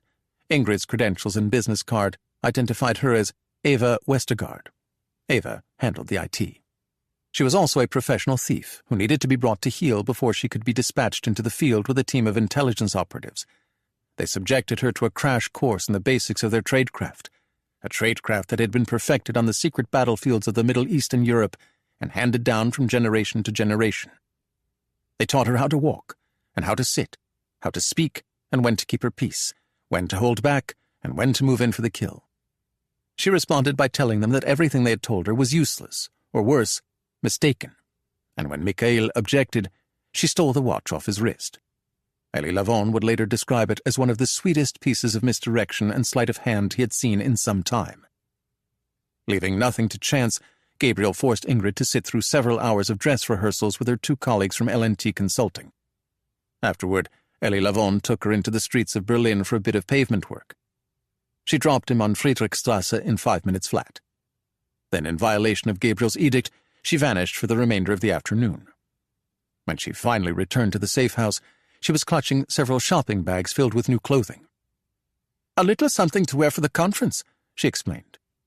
She also had gifts for each member of the team: Hermès scarves for the women, cashmere sweaters for Gabriel, Mikhail, and Lavon. They were boxed and wrapped. Even so, Gabriel insisted on seeing proof of purchase. "I'm insulted." "You're a kleptomaniac." "I'm a professional thief. There's a difference." She handed over the receipts. "Satisfied?" Technology had the website up and running on Friday, and the business cards arrived at the safe house Saturday morning. So too did 3 sets of tickets and credentials for the 2023 Berlin Energy Summit, one of which bore the name Eva Westergaard, an IT specialist from LNT Consulting. Miss Westergaard was of the opinion that she should approach her target at Lehmann Antiquarian at 2 p.m. Wednesday, but Gabriel overruled her. It was a 20-minute drive from the Alexanderplatz to Fasanenstrasse. Magnus would almost certainly be pressed for time. Indeed, he might well be on a phone call when he arrived at the shop, making conversation with the stranger impossible. Though the book signing was the safer play, Ingrid would be assured of at least a moment or 2 of the target's attention, more than enough time to make a first impression on a man with a track record the likes of Magnus Larsson. The energy executive would doubtless find her charm and beauty difficult to resist. He might make time in his busy schedule to have a drink with her, or even dinner. And if he foolishly agreed to return to her home in the Berlin neighborhood known as West End, he would find a terrible surprise waiting for him. The dead girl in his past, or at least a reasonable facsimile. 31. Wiesenbier, Berlin. The text arrived as Katja Strom was assembling an arrangement of tulips and irises at the Blomsten flower shop in Wiesenbier, the favorite of her 4 part-time jobs. She waited until the customer had left the store before plucking the phone from the back pocket of her jeans. The message was from Ingrid Johansson, the friend of the German journalist who was investigating the disappearance of Katja's sister Rike. It seemed the journalist had made an important discovery. He was wondering whether Katja would be willing to come to Berlin to review his findings. She started to reply by text, but on a whim dialed Ingrid instead. She answered instantly. When? Asked Katja. Immediately. Can't. Why not? Because it was a Monday, and she had her afternoon gig behind the counter at Jürgen's, and because tomorrow was Tuesday, which meant she was pulling an 8 a.m. shift at Spar. Tell your employers you have a family emergency. I don't have any family. Tell them something, Katja, but please come to Berlin. How am I supposed to get there? A car will pick you up when you get off work. Only later did it occur to Katja that Ingrid had not inquired as to her whereabouts, or the time her shift at Blomsten ended. Nevertheless, when she left the shop at 2 p.m., a car was waiting curbside in Östergade. There were 2 women inside. Both were dark-haired, but the one behind the wheel had the olive-complected skin of an immigrant. The one in the passenger seat greeted Katja in German-accented English. I'm Dina, she said, and this is my friend Natalie. We work with Victor. What does he want to show me? It would be better if we allowed Victor to explain. They stopped at Katja's house long enough for her to pack a bag and grab her passport, then made the drive to Copenhagen Airport in record time. Their seats for the hour-long flight to Berlin were in first class. They were met inside the terminal by a tall, lanky man with skin like alabaster. This is Mikhail, explained the woman named Dina. Mikhail, say hello to Katja. Smiling, he led them outside to the short-term car park, where his Mercedes sedan was waiting. 30 minutes later, it drew to a stop outside a substantial walled villa. Katja assumed they were in Berlin, but couldn't be sure. It was her first visit to the city. Victor's place, explained Dina. I never knew journalists made so much money. His father was a wealthy industrialist. Victor chose journalism to atone for his father's sins. They all 4 headed up the garden walk to the entrance of the villa. Ingrid opened the door to them, and kissing Katja's cheek, drew her inside. The man she knew as Viktor Frankl waited in the drawing room. He was accompanied by a crumpled little figure who looked as though he was wearing all his clothing at once. The little man averted his gaze as his companion rose slowly to his feet. His eyes were shockingly green. Katja hadn't noticed that the other night when they were parked along the beaches of Helness Island. His accent, when at last he spoke, was no longer German. It was something vague and indistinct that Katja couldn't place. "Forgive me," he began, "but I'm afraid I've misled you. My name isn't Viktor Frankl. It's Gabriel Allon, and my friends and I need your help." The name meant nothing to Katja. "What do you want me to do?" she asked. He explained. "Are you sure he's the one?" "I have a feeling we'll know the instant he walks through the door." Katja ran a hand through her magenta-colored hair. "But I don't look like Rika anymore." "Don't worry," he said. "Your friend Ingrid will take care of that." It was Katja who had given the police the photograph they used for the missing person bulletin. She had snapped it quite on impulse on the day she saw her sister for the last time. Rika was standing in the entranceway of her apartment in Nuremberg. Her smile was artificial and did not extend to her eyes. She was clearly annoyed with the person behind the camera. That was the image that had been plastered on billboards and lampposts around Denmark. That was how Katja recalled her sister's face. A printout of the photograph was adhered to the mirror in the upstairs bathroom. Ingrid returned Katja's hair to its normal color, jet black, and trimmed it to the approximate style worn by her sister. Undoing the changes to her face required nothing more than removing her heavy eye makeup. 10 long years had passed, but the resemblance was startling nevertheless. She was the girl Magnus Larsson had spotted one night at Noma, the dead girl in Magnus Larsson's past. That evening the girl shared a pleasant meal with Ingrid and her friends from Israeli intelligence. Their quiet laughter and easy camaraderie stood in stark contrast to the mood at Magnus Larsson's dinner table, 450 kilometers to the north, in the wealthy Copenhagen suburb of Hellerup. He worked late into the night, and was up again at 4 a.m. for his usual morning workout. 5 hours later, he was seated comfortably aboard a chartered business jet, hurtling blindly toward his own undoing. The protesters set out in a column from the Brandenburg Gate, led by the Swedish adolescent who was the new mascot of their movement. By the time they reached the Alexanderplatz, they were 50,000 strong. The gods of oil and gas, their bank accounts swollen, their stock prices in the stratosphere, flowed past them in their petrol-powered limousines unseeing. They were in the midst of the most profitable year in the history of their industry, a stroke of good fortune brought about by the war in not-so-distant Ukraine. As was often the case, human misery had been good for their bottom line. The Americans came in force, the French in style, the Saudis wore Western garb, the British were cloaked in grey. There were Canadians and Brazilians, Mexicans and Iraqis, but not a single Russian. For the first time since the summit's inception, there were no representatives from Russia's state-owned oil and gas companies. All were in agreement the gathering was better off for it. But admission was not limited to the giants of the industry like Chevron and Shell. There were also delegations from hundreds of oil services firms, the drillers and explorers and manufacturers of platforms and pipelines. And then there were the smallest fish in the sea, the advisory firms that marketed themselves as spotters of trends and solvers of problems. Firms like L&T Consulting of Berlin, a boutique outfit that advised legacy oil producers on how to transition from fossil fuels to renewables. Their delegation was 3 in number, confident in demeanor and striking in appearance. A tall, gray-eyed man of Russian heritage, a woman who might or might not have been an Arab, and a beautiful Dane named Eva Westergaard. She dazzled at the morning coffee, lit up the booths in the marketing pavilion, and was the only thing anyone was talking about after the opening remarks by Germany's energy minister. Westergaard, she said, pressing a business card into the outstretched paw of the chrome-haired Exonite who approached her after the speech. Have a look at our website. Let us know if you think we can help. Lunch was served in the glassy atrium. While making her way down the buffet line, she passed within a meter or two of Magnus Larsson, the highly regarded CEO of Dansk Oil. Magnus, it seemed, was the only person in the room who hadn't noticed her. He was engaged in an unpleasant conversation with the CEO of BP plc, who was wondering why Dansk Oil hadn't had the decency to walk away from its joint venture with Rosneft. "And spare me the drivel about your responsibilities to your shareholders," said the man from BP. "We lost 25 billion when we threw in the towel in Russia."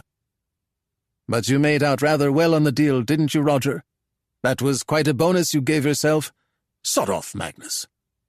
The highlight of the afternoon session was an altogether alarming speech on the global economic outlook by a former American Treasury Secretary.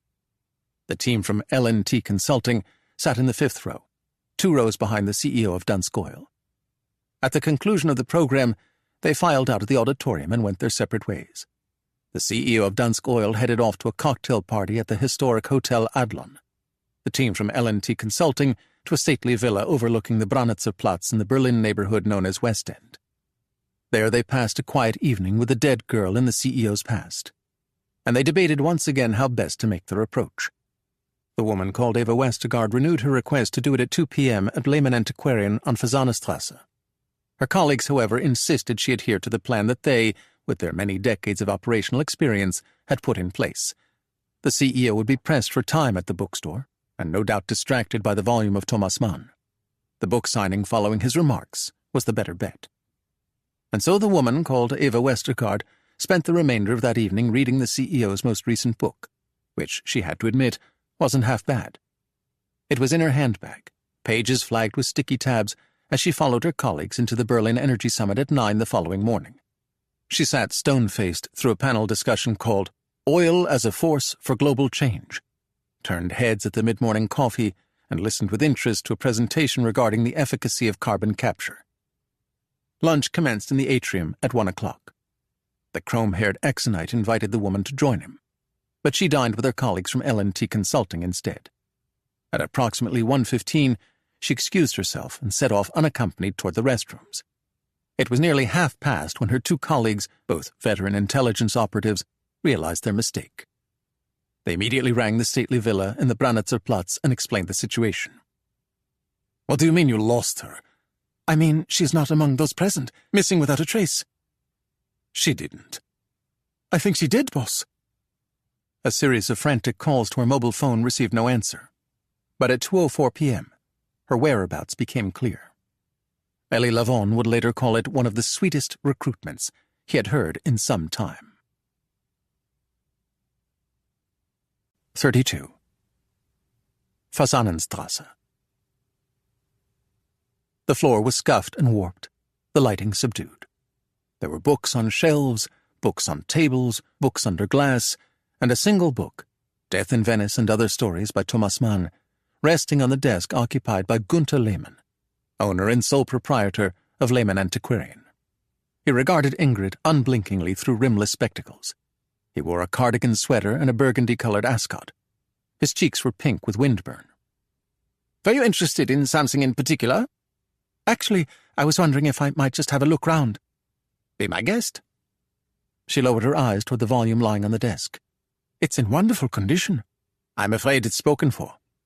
"A pity." She walked over to one of the glass-covered cases. "Good heavens!" It was a first edition of The Annex, a work that would later come to be known as The Diary of Anne Frank. "Have a look at the one lying next to it," suggested Gunther Lehmann. A first edition of Ulysses by James Joyce. "Is it really signed?" asked Ingrid. "Jim," answered the bookseller. Next to the volume of Joyce was a copy of Atlas Shrugged by Ayn Rand. Next to the Rand was The Beautiful and Damned by F. Scott Fitzgerald. "One of my favorite books," said Ingrid. Lehmann rose and unlocked the case. "The cover has been fully restored." He placed the book atop the glass. "Clean hands?" "Spotless." Ingrid lifted the cover gently. "I'm afraid to ask the price." "I might be willing to let it go for 35. He pointed to the copy of Ulysses. "That one will cost you $1.5 million." A buzzer groaned. "Will you excuse me?" asked Lehmann, and returned to his desk. A deadbolt snapped, a bell chimed, a presence entered the room. Ingrid paid it no mind. She was staring at the signed first edition of Ulysses. $1 million, maybe, she was thinking, but only a fool would pay $1.5 million. The presence in the room was suddenly speaking to Lehmann. Something about the recent murder of a rare book dealer in Copenhagen. A terrible shock to us all, he was saying. Peter was a friend. I did a good deal of business with him over the years. Ingrid turned to the first page of The Beautiful and Damned and read of Anthony Patch. She did not look up at the presence, did not acknowledge its existence. She waited for the presence to notice her. That was the way the game was played. For now the presence was entranced by Death in Venice and Other Stories. The photographs had not done it justice, he was saying. Yes, of course, he would take it. Couldn't live without it. Ingrid leafed through the pages of the Fitzgerald. "I have a first edition of Gatsby," boomed a voice at her back. It belonged to the presence. He had addressed Ingrid in German. She counted slowly to 5, then turned. Magnus of the chiseled jaw and piercing blue eyes. He seemed too large for the room. "I beg your pardon?" she replied in the same language. "Gatsby," he repeated. "I have a first edition. It was a very small print run, you know. 2,500 copies, if I'm not mistaken." "Lucky you." He indicated the copy of The Beautiful and Damned. "Are you going to buy that one?" "Not at 35. She closed the book's cover. "Too rich for my blood." "You're Danish," he informed her. "I'm afraid so," she answered, switching languages. "Perhaps I should introduce myself. My name is—" "I know who you are, Mr. Larson." She drew the copy of The Power of Tomorrow from her handbag. "In fact, I'm coming to your speech this afternoon." "Are you in Berlin for the Energy Summit?" "I live here, actually." "What sort of work do you do?" "A consulting startup," she said, and then explained. "We're doing extraordinary things with wind," said Magnus Larsen, the visionary. "It's 10% of our business and growing." "Yes, I know. Dansk Oil is the example we hold up to the rest of the industry." She offered him the book. "Perhaps you would sign it for me now and save me the trouble of having to stand in a line?" "I rather doubt you'll have to wait long." "Does that mean you won't sign it?" "Not if it means I won't see you later." She slid the book into her handbag and started for the door. "You didn't tell me your name," said Magnus. She stopped and turned. "It's Eva." "Eva what?" "Westergaard." "Give me a moment to pay for this, Eva Westergaard, and I'll take you back to the Congress Center." "That's really not necessary, Mr. Larson." "Of course it is." He pointed toward the copy of The Beautiful and Damned. "That one too, Gunther." She tried to object, but it was no use. The indomitable Magnus Larsen wouldn't hear of it. The deal was done, he declared. There was no going back. "But it's 35,000 euros. Would it make you feel better if I told you that I put it on my Dansk oil expense account? Heavens, no.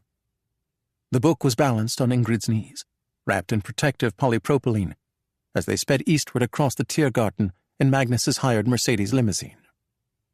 When they arrived at the Congress Center, she once again attempted to take her leave, but Magnus insisted that she accompany him to the green room where he would prepare for his appearance. It took place as scheduled at 4 p.m., not in the center's cavernous main hall, but in a smaller auditorium on the second level. The audience was respectable. Magnus's remarks were well received. Ingrid sat in the front row. Her two colleagues from L&T Consulting were not in attendance. She waited until the signing line had ebbed before approaching the table.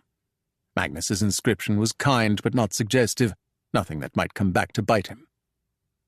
"Where are you off to?" he asked as he screwed the cap onto his Mont Blanc pen. Home. "Husband?" Cat. "Can the cat look after itself for an hour or two?" What did you have in mind? The summit's second night cocktail party. The venue was the futuristic new headquarters of Germany's largest media conglomerate. They stayed for an hour. "Hungry?" he asked as they were leaving. Surely you have plans? "I canceled them. What are you in the mood for?" Your choice. He chose Grill Royal. Perfect salads, perfect steaks, a perfect American movie starlet at the next table. Over espresso, the playful banter, the brushing of hands, the delicate negotiations. I couldn't, she said. "Why not?" "Half the summit attendees are staying there. They'll think I'm sleeping with you in order to drum up a little business for my struggling startup." "Are you?" "Actually, it was the 35,000 you dropped on the first edition Fitzgerald." She drew the volume from her handbag and placed it on the table between them. "Which one are you?" she asked. "The beautiful or the damned? Somewhere in between, I imagine." He gazed thoughtfully into his wineglass. The businessman with the soul of a poet. "Aren't we all?" The Branitzerplatz was not a proper square, but a traffic circle with a small green park at its center. Ingrid directed the limousine driver to the correct address, and Magnus followed her through the gate. The key was in her hand when they reached the door. In the darkened entrance hall, she allowed him to kiss her once. Then she led him into the half-light of the drawing room, where a girl, gowned in white, sat reading a copy of Romeo and Juliet by William Shakespeare, Hodder and Stoughton, 1912. Near fine condition, slight damage to the spine, some shelf wear. 33. Branitzerplatz. He stood motionless for a long moment, slack-jawed and silent, gazing in horror at the apparition before him. Finally, he wheeled around and saw Mikhail blocking the path to the door. "Who the bloody hell are you?" he demanded to know in his most convincing boardroom voice. "I'm your past catching up with you at last." Magnus Larsson's huge right hand became a clenched fist. "I wouldn't, if I were you," said a voice at his back. "I can assure you, it won't end well." Magnus pirouetted again and saw Gabriel standing next to the chair where Katja Strom, identical twin sister of Rike Strom, missing since September 2013, sat reading Romeo and Juliet by William Shakespeare. The CEO retreated in fear. Gabriel smiled coldly. "I suppose that means I don't have to go to the trouble of introducing myself." Magnus froze and squared his shoulders. "Nothing to say for yourself, Magnus? Cat cut your tongue?" The piercing blue eyes blazed in anger. "You won't get away with this, Alon." "Get away with what?"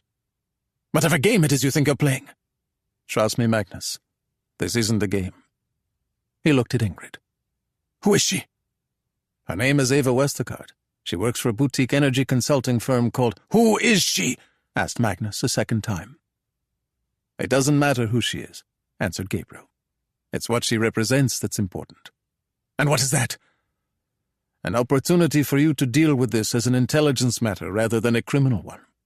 If, however, you fail to take advantage of the situation before you, all the sewage from your despicable life will spill into public view."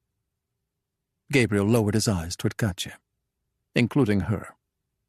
"I know who she is, and I had nothing to do with her sister's disappearance." "That's because your friend Vladimir Vladimirovich handled it for you. You were so important to him they gave you a code name. They call you the Collector." Gabriel removed the volume of Shakespeare from Katja's hands. "It's undoubtedly a reference to your passion for rare books. Do you know how many times I've been called a Russian asset because of my friendship with Vladimir? But I have the receipts, said Gabriel, including the one for your room at the Hotel Metropole in 2003 when you were negotiating the Rosneft joint venture. Magnus was silent for a moment. What do you want from me? I'd like you to tell Katja what happened to her sister. And then you're going to explain your recent interest in acquiring a South African mining company. Gabriel paused, then added, not to mention the concert by Johannes Vermeer. Magnus was incredulous. What in God's name are you? I would advise you, said Gabriel evenly, to choose another path. Another silence, longer than the last. Why should I trust you, of all people? Because I'm your only hope. Magnus looked down at his wrist and frowned. My watch is missing. Gabriel exchanged a look with Ingrid. I hope it wasn't expensive. A Piaget Altiplano origin, but it had sentimental value as well. Your wife gave it to you? Carolina, goodness no. The watch was a gift from Vladimir. He looked at Ingrid again. Who is she, Alon? Perhaps I should allow Miss Westergaard to answer that question for herself. Ingrid returned the watch to Magnus. Ah, yes, he said. That would explain everything. 34. Branice Platz. The origin story of Magnus Larsson had always glossed over his childhood. It was widely assumed, based on his aspect and appearance, that he was the flower of an old and prosperous Copenhagen clan of consequence.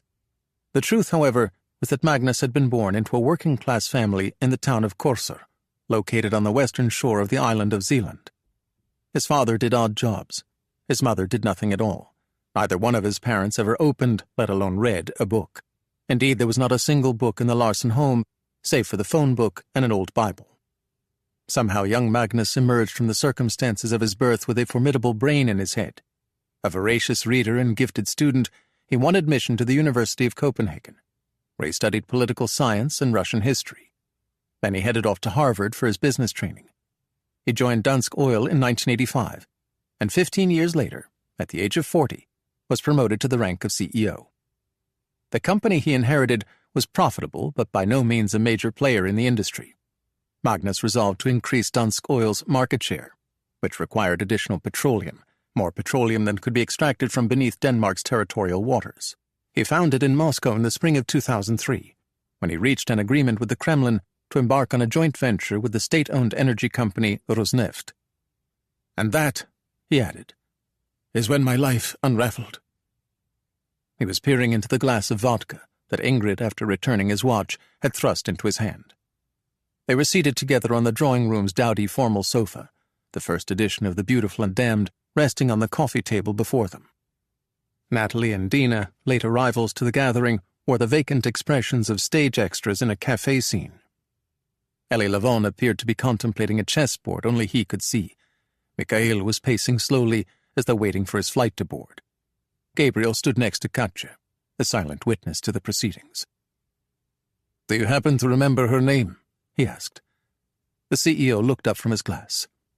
Must we, Alon? We're all adults, Magnus. Besides, we've heard it all before. Her name was Natalia. She was very beautiful. I made a dreadful mistake. I'm told that you were shown a video at FSB headquarters at Lubyanka. Let's just say that I was made aware of what the Russians had in their possession. If it had been made public, everything that I had managed to achieve would have been gone in an instant. He had hoped it would end with the lopsided Dansk Oil-Rosneft deal, that his life would return to normal, that he would never be reminded of the mistake he had made in room 316 of the Hotel Metropole.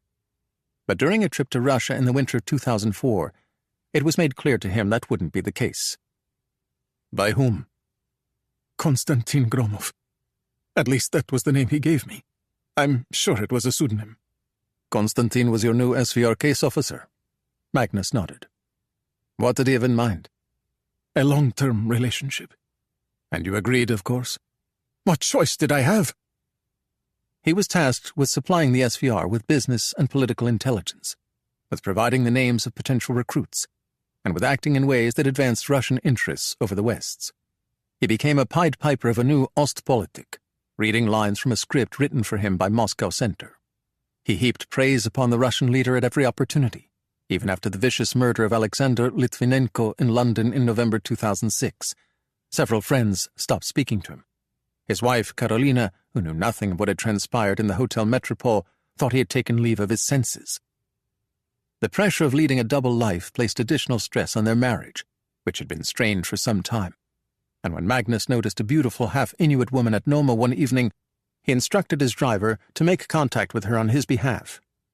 She rebuffed his first approach, quite vehemently, he added with a fleeting smile. But eventually she agreed to see me, and we entered into a relationship. I paid her rent and her expenses, bought her anything she desired, and made certain that she always had plenty of spending money. I made no demands regarding exclusivity. In fact, I encouraged her to see other men. But I insisted that she never tell anyone she was involved with me. She agreed she wouldn't. How long did this relationship go on? Nearly a year. I treated Rika with kindness and affection, and I thought she was happy with the financial aspects of our arrangement. That was why it came as such a shock to me when she demanded a large sum of money to maintain her silence. How much did you give her? 1 million kroner, roughly $100,000. A few weeks later she demanded a second payment, which I agreed to. And when she came back from war? I happened to be in St. Petersburg for a meeting at Rosneft headquarters. I had a drink with Konstantin Gromov while I was there. He could tell that something was troubling me, and insisted I confide in him. Which you did. I had nowhere else to turn. Did you give him Rika's name? I didn't have to. Because the SVR Residentur in Copenhagen already knew that you were seeing her? Yes. And when she went missing? I assumed that she was lying on a beach somewhere with all the money I'd given her. But when a few weeks went by with no sign of her, I began to suspect the worst. And you, of course, went straight to the Danish police, said Gabriel. And what exactly would I have told them, Alon? The truth. I didn't know the truth. He looked at Katya. You must believe me, Miss Strom. I was very fond of your sister, even after she blackmailed me. I had absolutely nothing to do with her death. Disappearance, said Gabriel. No, Alon. She has a right to know the truth. I have it on the highest authority that Rika is in fact dead. How high? Magnus tapped the crystal of his Piaget wristwatch. The very top. 6 months after his young mistress vanished without a trace, Magnus plowed another $5 billion into Rosneft, increasing his stake in the company to 25% and earning himself a place on the Russian company's controlling board. Nearly $500 million of that additional investment went straight into the pocket of the Russian president. Vladimir Vladimirovich rewarded his prized asset with a $6 million home in the gilded Moscow suburb of Rublyovka. Magnus's wife visited once, declared the place grotesque, and refused to return. Magnus, however, found the life of a Russian oligarch to be intoxicating. The lavish parties, the private jets, the yachts, the beautiful women. His Russian friends started calling him Comrade Larsenov. His Western critics, too. He became romantically involved with a reporter from NTV. His marriage all but collapsed. Karolina and I have what I would describe as a very European marriage. She lives her life, quite well, I might add, and I live mine. As strange as this might sound, it wasn't my many dalliances and affairs that drove her away in the end. It was my friendship with Vladimir. Volodya was the final straw. Magnus saw the Russian president frequently when he was in Moscow, usually in the company of other oligarchs, sometimes alone. One private meeting took place at Novo Ogaryevo, his official dacha, on the day he signed a law that would allow him to remain in office until 2036, effectively making him a president for life. At the conclusion of our session, he handed me a gift-wrapped box. He held up his left arm. To Magnus, from Vladimir. And then he asked me, as though it were the farthest thing from his mind, whether there were any developments in the search for the young woman with whom I had been involved. It never occurred to me that he knew of my situation. I was so shocked I could scarcely speak. Did he tell you that Rika was dead? Vladimir Vladimirovich? Of course not. He didn't have to tell me. He just gave me that smirk, the one that said he had taken care of that little problem for me, not in order to protect me, but to compromise me so totally and completely that I would do anything to stay in his good graces. He was reminding me that one day he would ask me to perform a service for him, a mission of great secrecy and sensitivity. Magnus lowered his voice and added, Something that no one in their right mind would ever do. Which brought them, shortly before midnight, to the concert. Oil on canvas, 72.5 by 64.7 centimeters by Johannes Vermeer. 35. Branitzer Platz. It was Konstantin Gromov of the SVR, not Vladimir Vladimirovich, who gave Magnus his marching orders. The date was August 2nd, 2022, 6 months after the Russian invasion of Ukraine.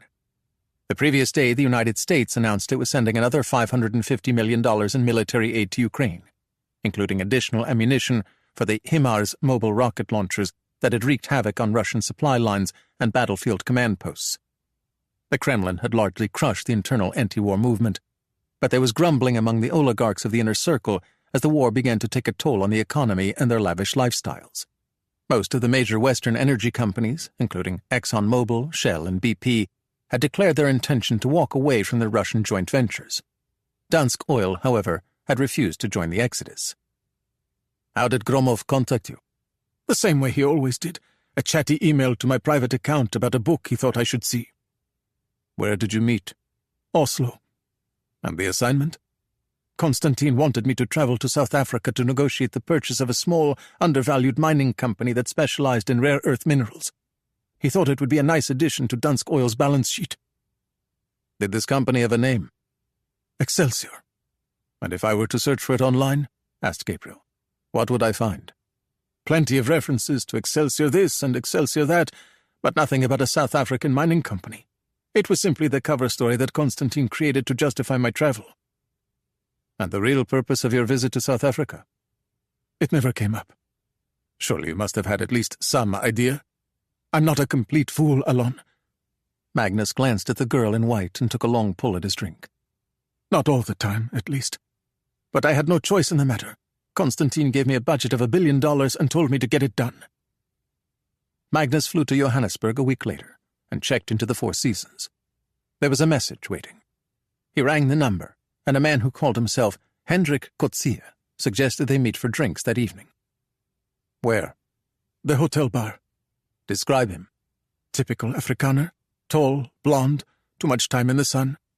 Age? Mid-60s. A former soldier? Intelligence, I'd say. Was he the current owner of this non-existent mining company? His representative.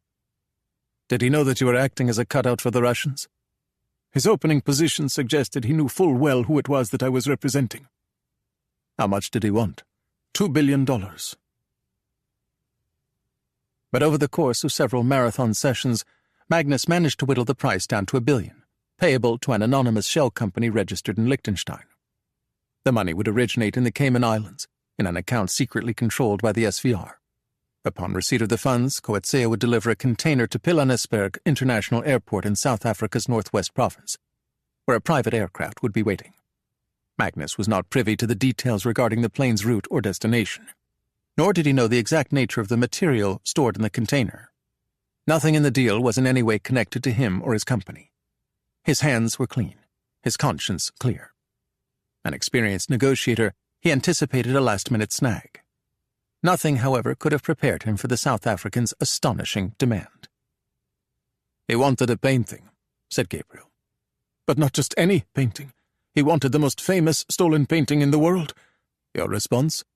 I laughed in his face, and when I stopped laughing, I asked him how I was supposed to find a painting that had been missing for more than 30 years.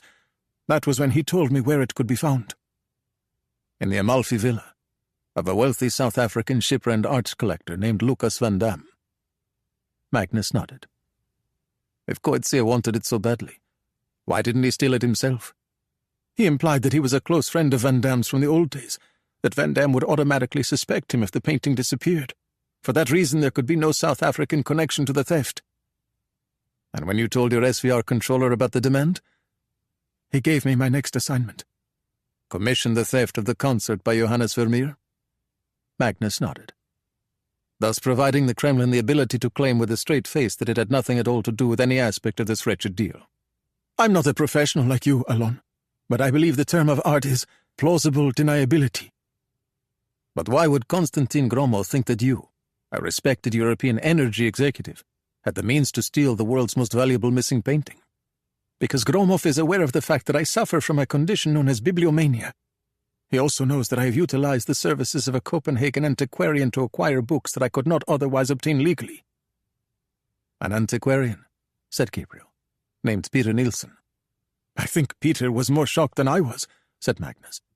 He was also reluctant to take the commission. He said it was one thing to pinch a copy of Hemingway or Heller, quite another to get involved in an art heist on Italian soil. How did you convince him to change his mind? 30 million euros. Half up front, half on delivery. I told Peter to hire the best thief he could find, that there could be absolutely no mistakes. He glanced at Ingrid. He said he knew someone who was up to the job. When was the next time you spoke to him? The night he called to say the painting was in Denmark. I assume you knew that Van Damme was dead. Yes, of course. You must have been somewhat alarmed. That's one way of putting it. As you might imagine, I was quite anxious to complete the transaction. How were you planning to take delivery of the painting? I wasn't. I told Peter that a courier would collect it at his shop. And where was the courier going to take it? The Russian embassy. From there, it was supposed to make its way to South Africa by diplomatic pouch. And when you learned that Peter had been murdered? I knew that Konstantin Gromov and the SVR were killing anyone connected to that painting. And why would they do a thing like that? I'm not a professional, but... He looked down at the copy of The Beautiful and Damned. Which one are you, Magnus? I'll let you be the judge. He swallowed the last of his vodka. What now, Alon? 36. Berlin, Langley. Later that morning, 2 citizens of Denmark informed co-workers and loved ones that they would be extending their stay in Berlin for a period of 48 hours. One was the CEO of the country's largest producer of oil and natural gas. The other juggled 4 part-time jobs in the small town of Wissenberg. Both were untruthful as to the reason for the change in their travel plans, and neither disclosed their present whereabouts, a stately villa on the Brannitzer Platz, in the Berlin neighborhood known as West End. The man responsible for their confinement, the recently retired Israeli spymaster Gabriel Allon, slipped out of the safe house shortly before dawn and took a taxi to Brandenburg Airport. Some 12.5 hours later, he was in the hands of a CIA reception committee at Dulles International. It was approaching 6 p.m. when they escorted him through the iconic entrance of the agency's original headquarters building. Upstairs on the 7th floor, the director regarded him warily for a long moment, as though trying to decide whether he was real or a clever new piece of Israeli technology. "What on earth are you doing here?" he asked at last. "I was about to ask you the same thing. My president didn't give me much of a choice. What's your excuse?" "You'll know in a minute." The director glanced at his watch. "I'm supposed to meet my wife for dinner in McLean at 7:30. Is there any chance I'm going to make it?" "No," said Gabriel. "No chance whatsoever." With his tousled hair, outdated mustache, and underpowered voice, Adrian Carter did not look like the world's most powerful intelligence officer.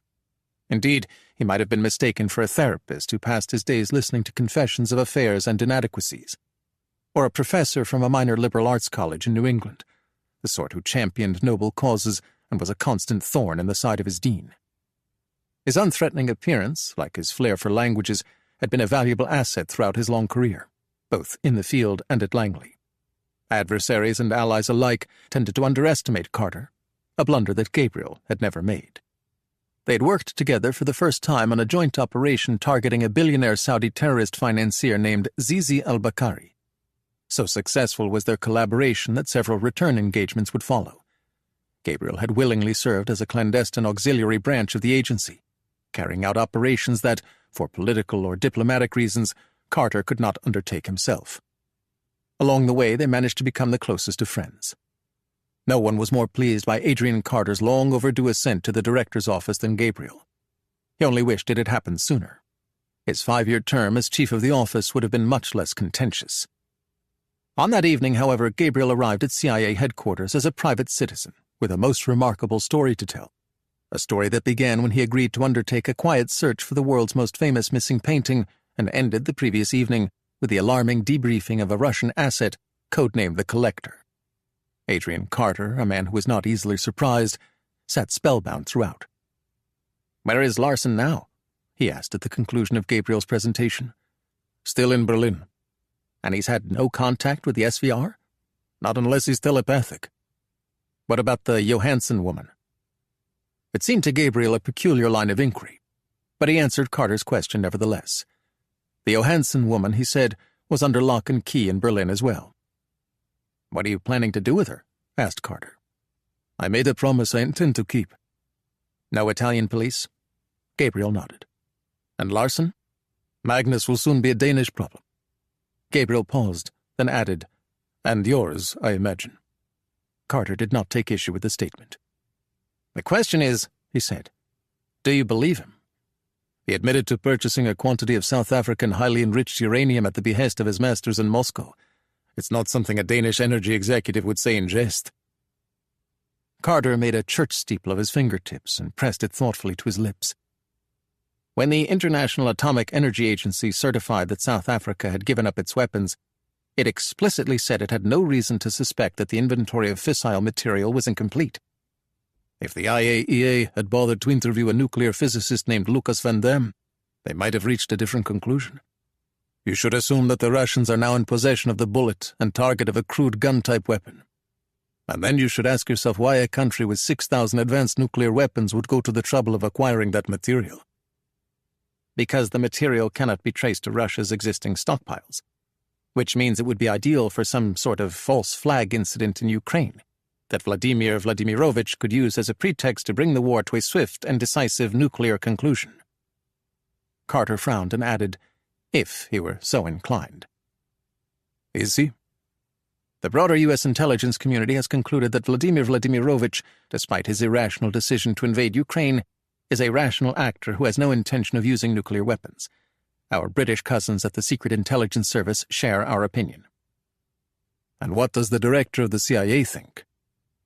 He's troubled by the constant nuclear drumbeat he hears on Russian television. He's also alarmed by some of the things the Russian president's closest security and intelligence advisors, the so-called Siloviki, are whispering into his ear. To describe the men around the Russian president as hardliners is a dangerous understatement. The current director of the SVR is an unstable sociopath, or so my in-house shrinks tell me. But the real problem is Nikolai Petrov, the secretary of Russia's Security Council. Nikolai's wrapped around his own axle. He's a true paranoid ultranationalist radical. Nikolai thinks the war in Ukraine is part of a broader struggle between traditional Christian values and the decadent homosexual West. Nikolai thinks Ukrainians are non-humans, and that Vladimir should have dropped the bomb on Kiev a long time ago. Nikolai thinks Russia can win a nuclear war against the United States. Nikolai, said Carter, lowering his voice, scares the living shit out of me. And how does the director of the Central Intelligence Agency know what Nikolai Petrov is whispering into the ear of the Russian president?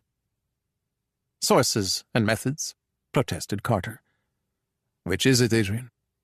The CIA director smiled. A little of both. 37. Langley. Carter snatched up his phone and requested a pair of files. One was Nikolai Petrov's. The other was for someone named Komarovsky. They were delivered in short order by an earnest-looking young officer wearing a Brooks Brothers suit and striped tie. The covers of both files had distinctive orange borders and were labeled Top Secret/SCI, indicating they contained sensitive, compartmented information, the highest level of classification in the American system. Carter opened the Petrov file first. Nikolai started his career at the KGB. No surprise there, they all did. But what sets Nikolai apart is that he cut his teeth in the Leningrad Bureau in the 1970s along with you-know-who. Vladimir Vladimirovich. Carter nodded. Nikolai has been at Vladimir's side from the very beginning. He took over control of the Security Council in 2008, the same year his wife, for reasons that were never made public, decided to commit suicide. His office is in the Kremlin Palace, not far from Vladimir's. On paper, he serves roughly the same function as our national security advisor. In practice, though, Nikolai wields far more power. The foreign and defense ministers report directly to him, as do the directors of the three major Russian intelligence services. Nikolai Petrov is the second most powerful man in Russia and is considered to be Vladimir's most likely successor. The very thought of it keeps me awake at night. Carter handed Gabriel a photograph. a satellite image of a substantial English-style manor house surrounded by manicured grounds. The trees were in full leaf. A 3-vehicle motorcade was parked in the drive. "Not bad for a man who has never worked a day in the private sector," said Carter. "It's located west of Moscow, in Rubliovka, the suburb of Russian oligarchs and Kremlin elites." "And Danish oil executives," added Gabriel. "Ever been?" "Can't say I've had the pleasure." "It's not an actual municipality," explained Carter. "It's a collection of gated communities, a bit like Florida on the Moskva. Petrov lives in a development called Somerset Estates. Most of his neighbors are members of the Siloviki. Therefore the security is extremely tight." "And how, pray tell, did a humble public servant like Nikolai Petrov afford a knockoff English manor house in the world's most expensive neighborhood?"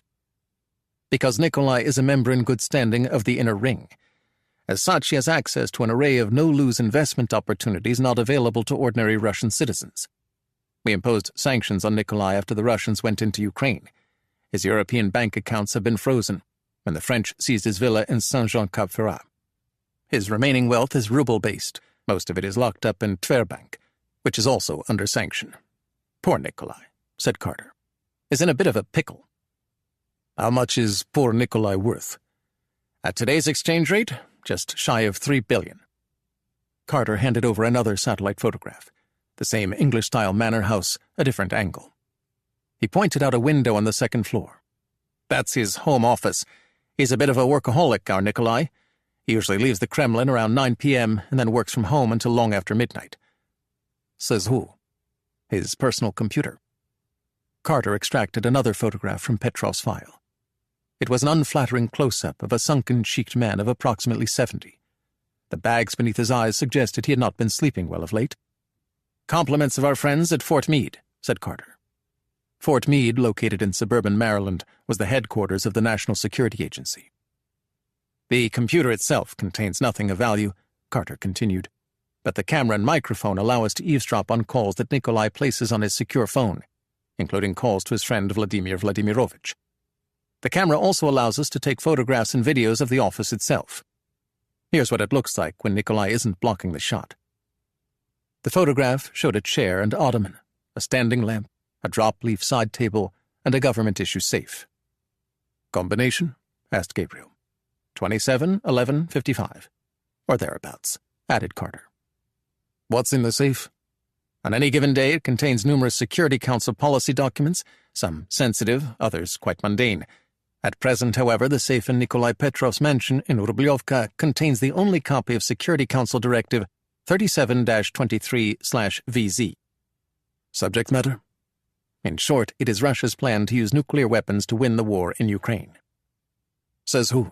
asked Gabriel. Adrian Carter opened the second file. Komarovsky was not his real name. It was a code name, borrowed from the pages of Boris Pasternak's epic 1957 novel Dr. Zhivago. Viktor Ippolitovich Komarovsky, a lecherous Moscow lawyer, was the novel's antagonist. The man behind the code name, however, was the CIA's most important Russian asset. So important that even the American president, who eagerly awaited Komarovsky's latest intelligence, did not know his identity. In the lexicon of the intelligence trade, he was a walk-in, meaning it was Komarovsky who had made the initial approach. Carter did not say where or how the Russian made contact with the agency, only that it had not been in Moscow. Indeed, the CIA's Moscow station chief did not know of Komarovsky's existence. A total of 4 people at Langley knew his identity, and the distribution list for his intelligence had just 12 names on it. Gabriel, for reasons he did not yet understand, had just been admitted to a very exclusive club. The club to which Komarovsky belonged was the Russian president's inner circle of oligarchs and senior Kremlin officials. He claimed to be the leader of a network of Russian elites who were opposed to the war and the continued rule of the Russian president. He asked for nothing from the United States other than steadfastness.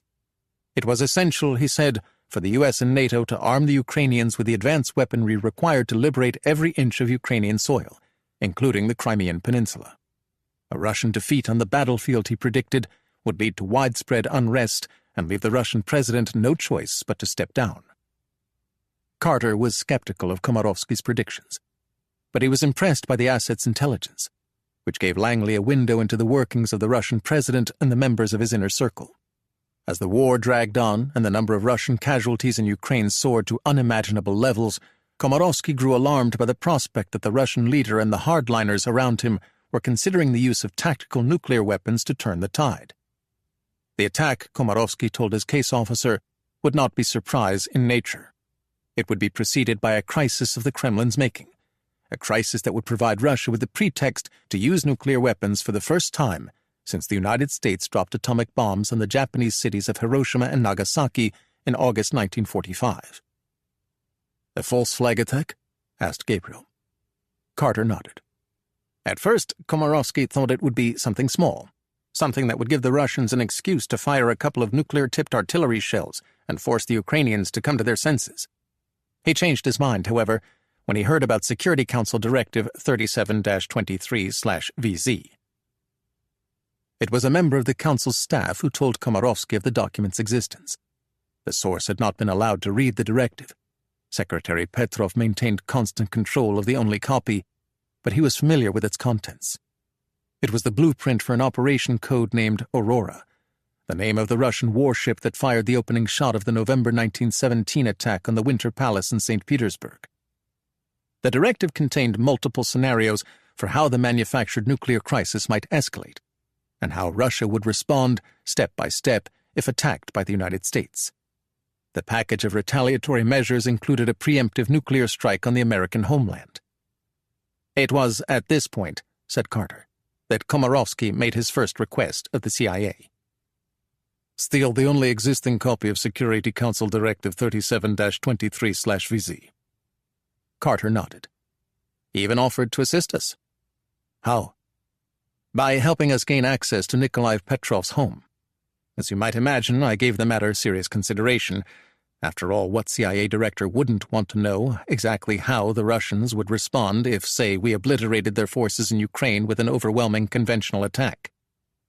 And Komarovsky said he needed an operational team that wouldn't stick out like a sore thumb in Rubliovka. He was also quite insistent that we not send Americans who look like actual Americans.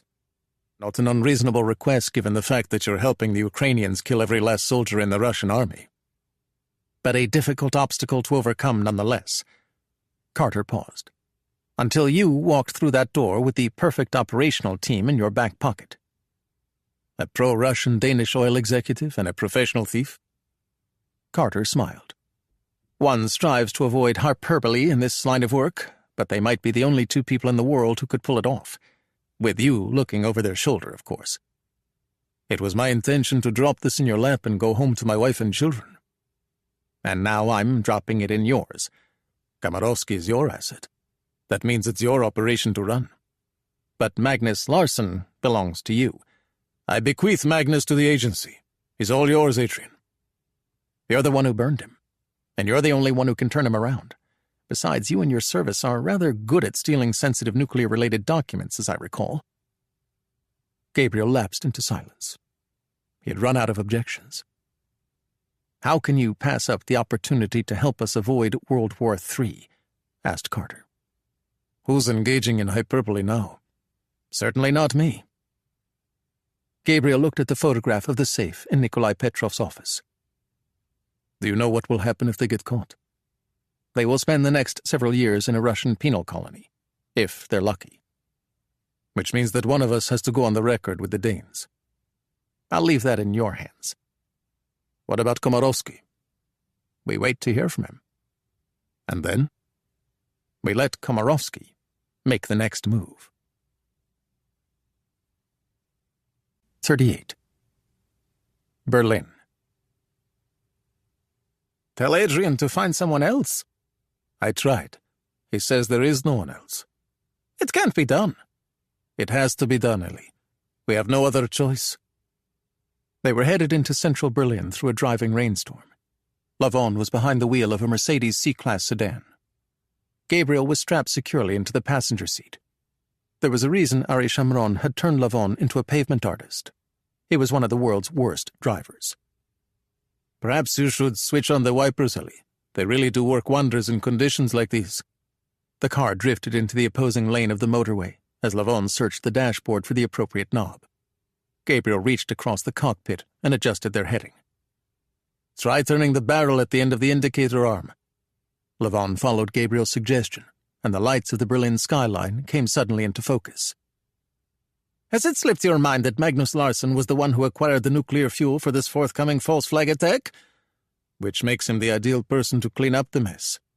He's a Russian asset, and not just any asset, added Levon. He's Vladimir's private plaything. Not anymore. Are you sure about that?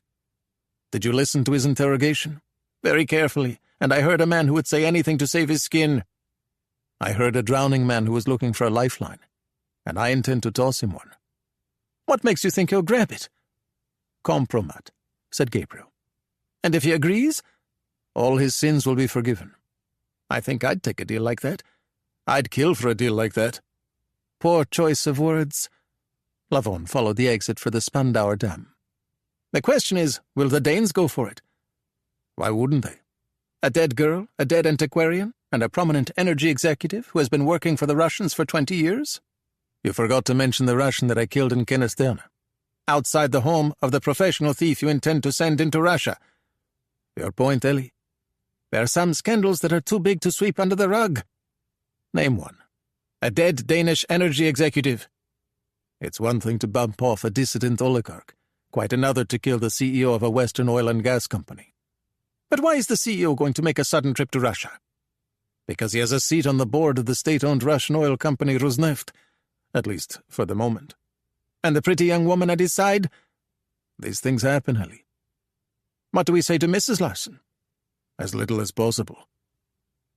Levon sailed past the turn for the Branitzerplatz. There is one serious flaw to the plan, you realize.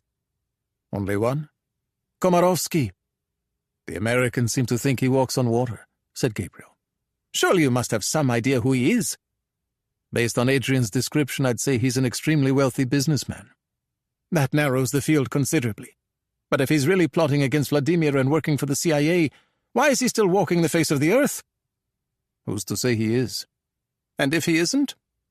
A cornered and humiliated Vladimir Vladimirovich will order the use of tactical nuclear weapons in Ukraine. And then... Levon lifted his foot from the throttle. I think I missed our turn. You did, Ellie. 3 turns ago. Gabriel began his career as an assassin, but many of his greatest triumphs had been achieved not with a gun, but with the power of his voice. He had convinced wives to betray their husbands, fathers to betray their sons, intelligence officers to betray their countries, and terrorists to betray their causes and even the laws of their God. Persuading Dansk Oil CEO Magnus Larsson to betray his puppet masters in Russia was, by comparison, a far less arduous endeavor. The negotiations, such as they were conducted in the dining room of the safe house, with only Elie Levon present. Magnus approached the matter as though it were nothing more than a business arrangement. He wanted a guarantee, in writing, that he would not face criminal charges, and that nothing about his past conduct would leak to the press. Gabriel acceded to neither demand.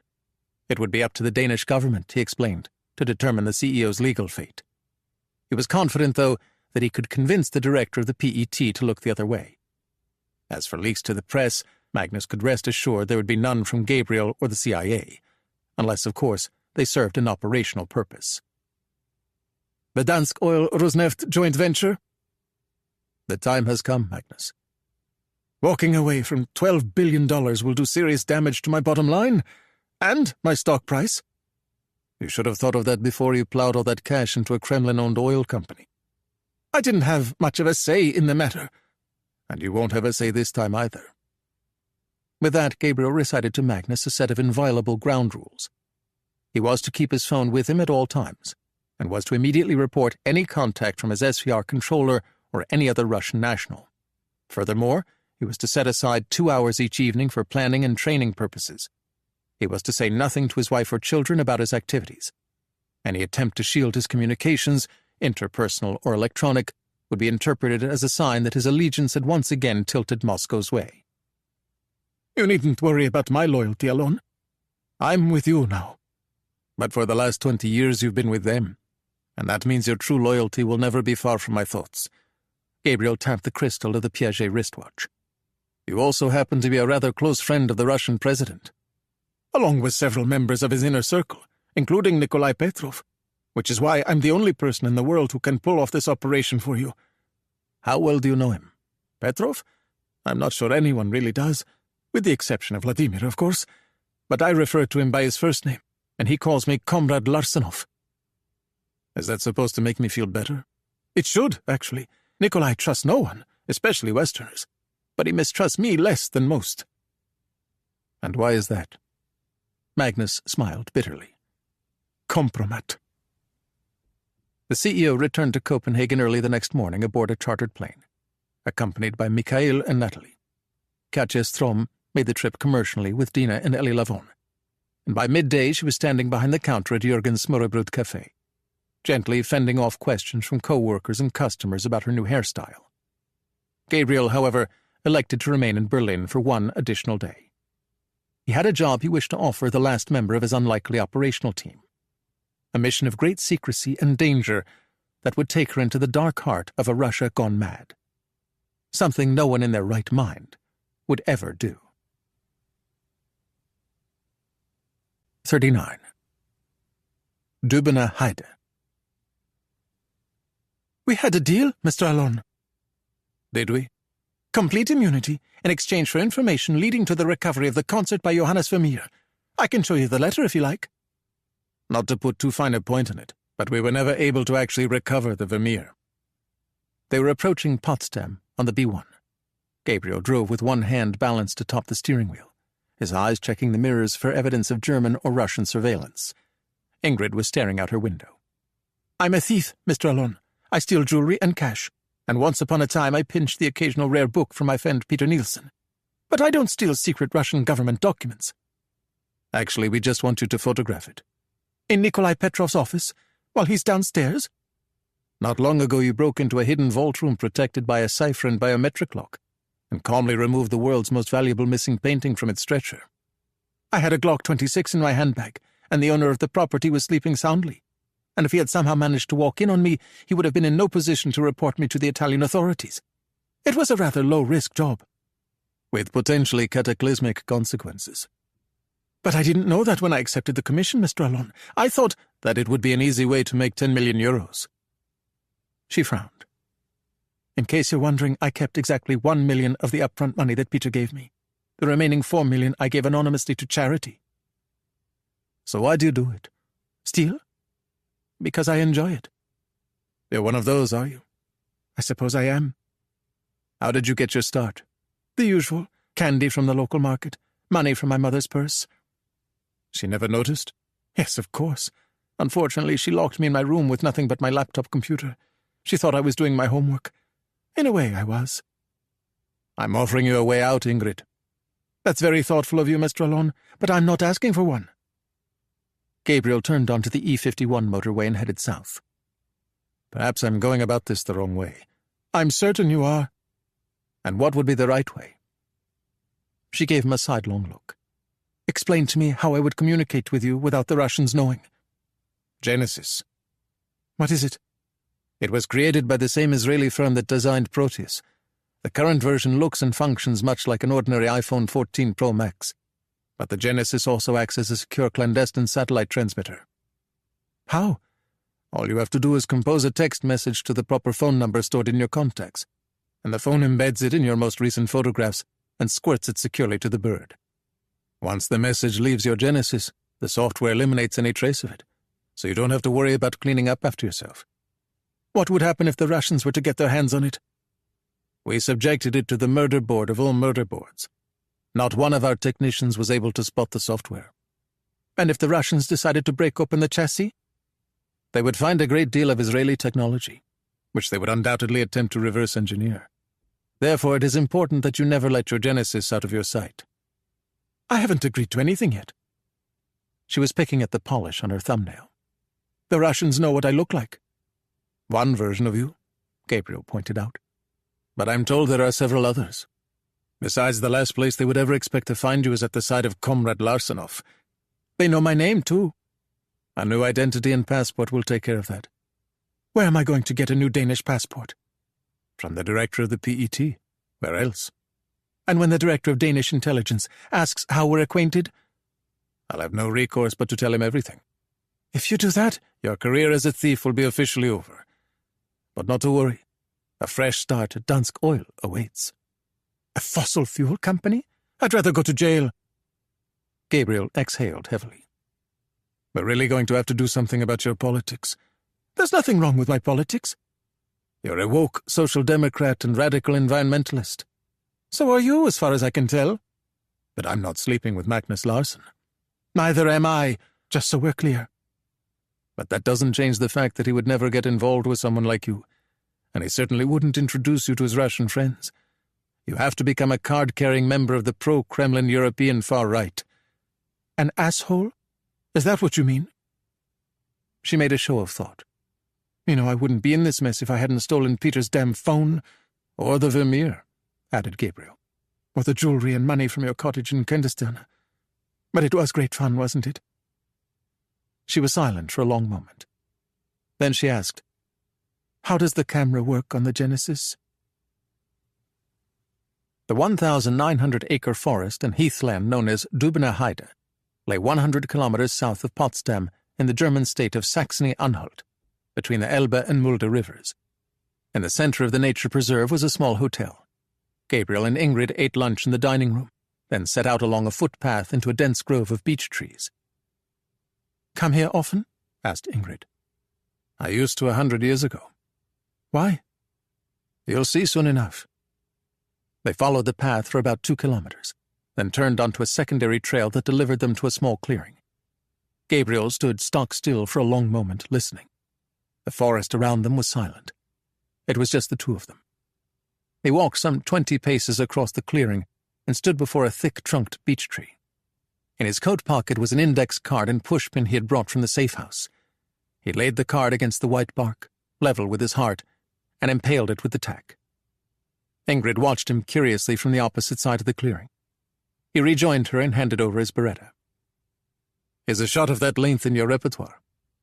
Frowning, she dropped her handbag to the damp earth and brought the weapon to eye level with a textbook two-handed grip. She fired a single shot. It caught the upper right corner of the index card. Not bad, said Gabriel. But this isn't target practice. You're trying to kill the man standing on the other side of the clearing. It's a tree, not a man. Never squeeze the trigger only once. Always twice. No hesitation, no delay. Tap, tap. She did as she was told. Both shots missed the tree entirely. Try again. This time both shots struck the tree, but neither found the index card. One more time. Tap, tap. She raised the weapon to eye level and squeezed the trigger twice. Both shots pierced the index card. Much better.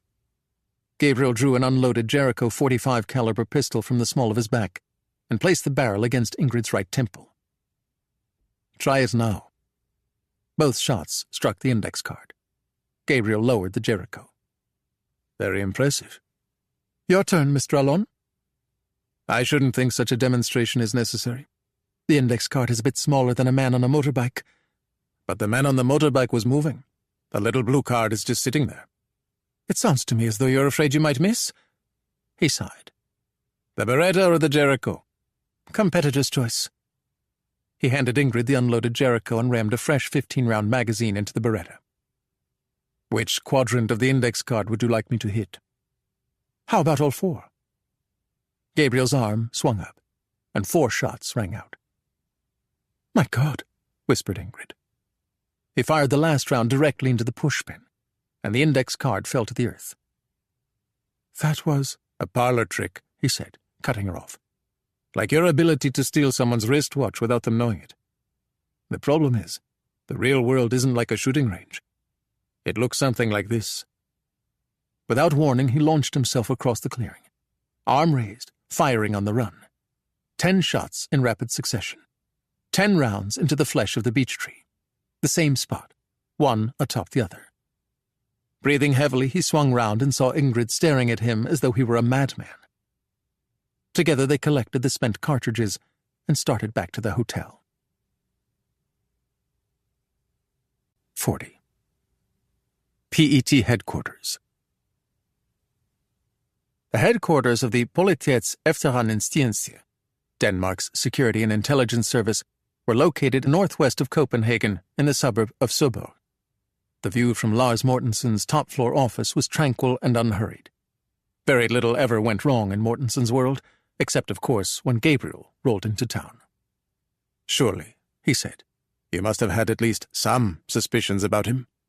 "Were we troubled by his relationship with the Russian president? Yes, of course. Did we think he should walk away from his joint venture with Rosneft? Without question. But this?" Mortensen shook his head, mystified. "Who could imagine he could be involved in something so despicable?" "You never watched him, never listened to his calls or opened his mail." "This is Denmark alone, and Magnus Larsson has been a Russian asset for 20 years. Mortensen allowed a moment to pass before speaking. "I assume there's a recording of his interrogation in Berlin?" Gabriel gave a small shrug to indicate it was so. "He confessed to all of it?" "Everything." "Rikestrom?" Gabriel nodded. "Do you believe his story?" "That he had nothing to do with her death? If I didn't, I would have handed him over to your colleagues at the police of Denmark and washed my hands of him." "I should have been in Berlin alone. You had no right to question a Danish citizen without me being present." "You're right, Lars," said Gabriel, with false contrition. "That was a mistake on my part." "One of many." The Danish spy chief looked down at the 2 photographs Gabriel had placed on his desk. One showed an SVR assassin entering an out-of-the-way cafe in the island of Funen. The other showed the same SVR assassin lying dead on a narrow lane near the northern tip of the Jutland Peninsula. "He was shot 4 times in the center of the chest, and inexplicably once in the side of the knee." "That's what he gets for trying to kill my dinner date." "Where is she now?" "In a safe house within walking distance of Dansk Oil headquarters." "I want her." "I don't blame you, Lars. But you can't have her." "Why not?" "Because we need her. Magnus, too." "We?" "Adrian Carter and I. We're working together again. You're welcome to join us if you like. It will be like old times." "What did you have in mind?" "The heist of the century." "Bigger than the job you pulled in Tehran?" "Much less paper," said Gabriel. "But the stakes are considerably higher." "I'm listening." Gabriel gave the PET chief a brief outline of the operation he intended to plan and launch from Danish soil. "Risky," said Mortensen. "What sort of promises did you make to Magnus to get him to do it?" "I implied that you would look favorably upon his case if he were to help us." "And the Johansson woman?" "More of the same. If you had any sense, you'd hire her when this is over." "The PET is part of the Ministry of Justice. We don't hire criminals." Mortensen returned the 2 photographs. "I insist on being a full partner. You and Adrian are to keep nothing from me." "Done." "I also want to promise that the video of Magnus Larsson's interrogation will never see the light of day." "Never," repeated Gabriel. "What do you need from me?" "Counter-surveillance for me and my operational team. Protective surveillance on Katja Strom. Full-time physical surveillance on Magnus Larsson." "What about electronic?" "Don't bother. We own him." "What else?" Gabriel tossed 4 copies of the same photograph on Mortensen's desk. They were passport photos for a woman in her mid-30s with short platinum blonde hair and cat-eyed spectacles. "The Johansson woman?" "One version of her." "Name?" "Astrid Sorensen." "Date of birth?" "Sometime in the late 80s. You pick the date." "Address?" "It doesn't matter, Lars. Just make it something I can actually pronounce." The operation commenced 3 days later, with an impassioned speech on the floor of the Danish parliament by Anders Holm, founder of the Coalition for a Green Denmark, now a rising star in the Social Democratic Party. The firebrand environmentalist issued his demand at the behest of an old friend from Aalborg University. For what reason the friend refused to say, though she implied it was related to Danish national security. The phone call that Holm received from the Director General of the PET made it abundantly clear that was indeed the case. The authoritative Politiken piled on at midday with a blistering editorial. It included the words shame and outrage, and by that evening the usually cautious Minister for Business made it clear the time had come. Yes, he admitted, appearances could be deceiving, but by all appearances, Denmark's largest producer of oil and natural gas was helping to finance Russia's war in Ukraine. The situation, he said, was both intolerable and immoral. The sooner it ended, the better. Not surprisingly, the commentary on social media was far less restrained. The general consensus seemed to be that Dansk Oil CEO Magnus Larsson was personally to blame for the tragedy that had befallen the Ukrainian people. That evening, as he departed Dansk Oil headquarters, a small but vocal group of protesters splattered his car with red paint. The organizer of the rally was a hitherto unknown group called the Ukrainian Freedom Federation. Curiously, the Danish police made no arrests. If Magnus was troubled by the sudden renewal of criticism over Dansk Oil's ties to Russia, he gave no sign of it. Nor was there any indication he intended to knuckle under to the pressure. If anything, he seemed to relish the prospect of a fight. On the morning after the protesters attacked his car, he assured his senior staff that the work of the company would go on as normal, and that no changes vis-à-vis the Rosneft joint venture were imminent. There was, however, a new addition to Magnus's team. An attractive woman in her mid-30s, platinum blonde hair, cat-eyed spectacles, named Astrid Sørensen. The sudden need for a second personal assistant was a mystery, especially to Nina Søndergaard, who had served Magnus faithfully for more than a decade. He gave her a splashy new title and a significant increase in salary, and all was forgiven. The rest of Dansk Oil quickly fell into line as well. The HR department processed Miss Sørensen's paperwork in record time, and the head of security issued her an ID and an all-access keycard. When the IT department offered her the standard guided tour of the company computer system, she declined it. Magnus, she claimed, had already taught her the basics. The IT department found the story implausible, as the businessman with the soul of a poet had yet to master the fine art of loading paper into his printer. Her desk was located outside the CEO's fishbowl of an office. Her duties included answering his phone, greeting his visitors, reading and replying to his emails, and keeping his regimented daily schedule. In short, all the executive secretarial functions that were once the responsibility of Nina Søndergaard. Inevitably, speculation arose as to the exact nature of the relationship between the embattled CEO of Denmark's largest energy company and his attractive new personal assistant. Those who stalked her online found photos of a fashionable, outgoing woman of no discernible sexuality or romantic status. Proof, said some, that she was engaged in a relationship with a married man. Otherwise, the only noteworthy aspect of her various social media feeds was the distinct rightward tilt toward politics. This placed her largely in the mainstream of Dansk Oil's workforce. Extractors of fossil fuels in a nation of bicyclists, they were a politically self-sorting lot. She resided, or so she claimed, in an apartment in Nørrebro. She spent most of her free time, however, in a safe house in the North Copenhagen neighborhood of Emdrup. The man for whom she purportedly worked was a frequent visitor as well, though his stays were shorter in duration, an hour or so each evening on his way home to his seaside mansion in Hellerup.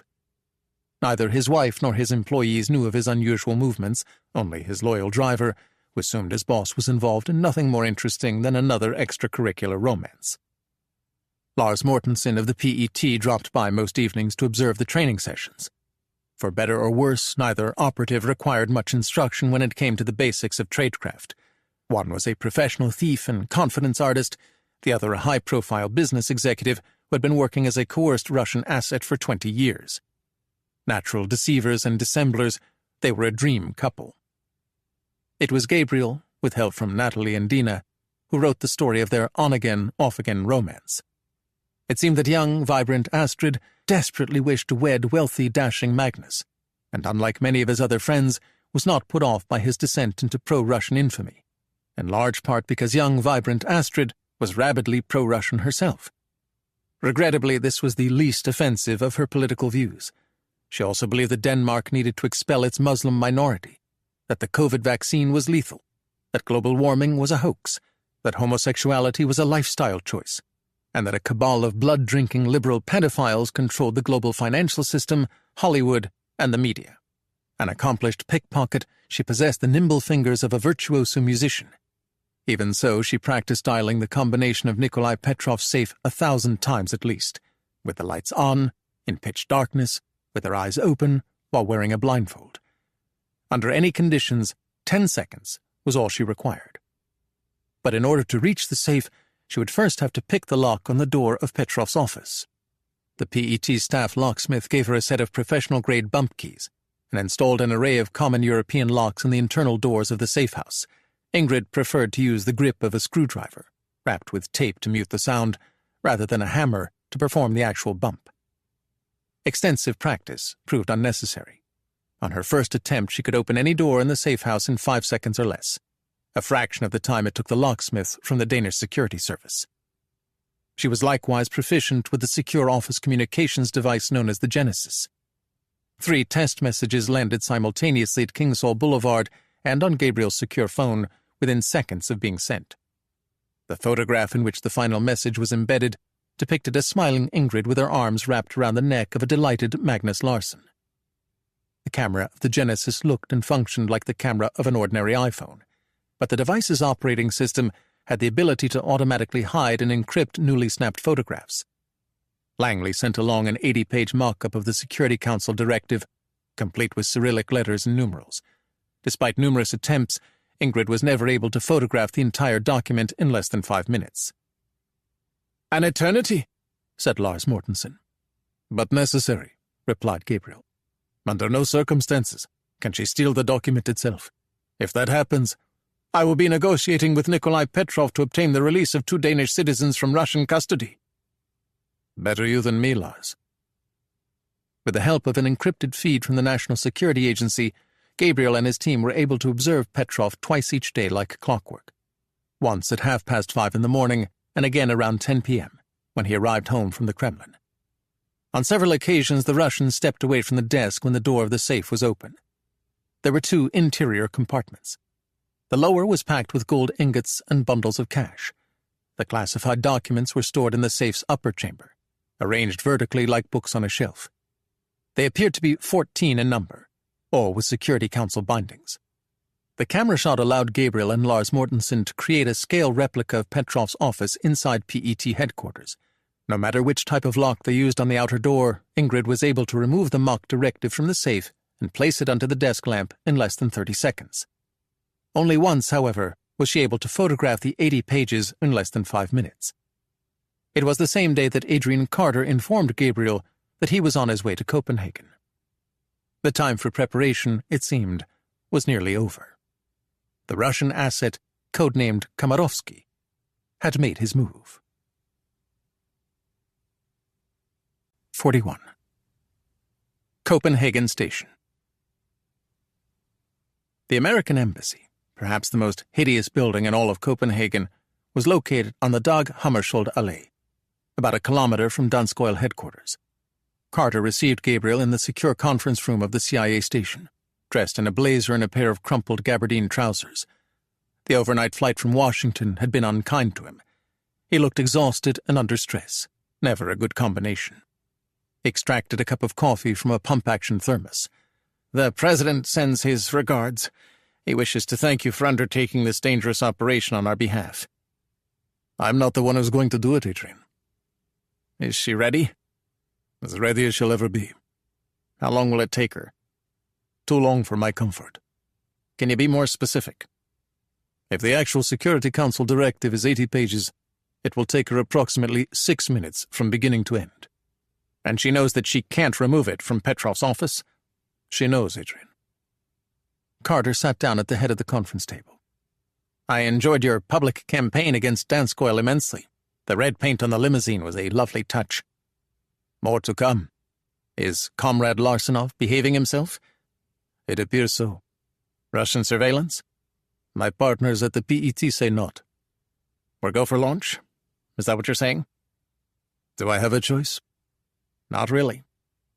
"Is there something you're not telling me, Adrian?"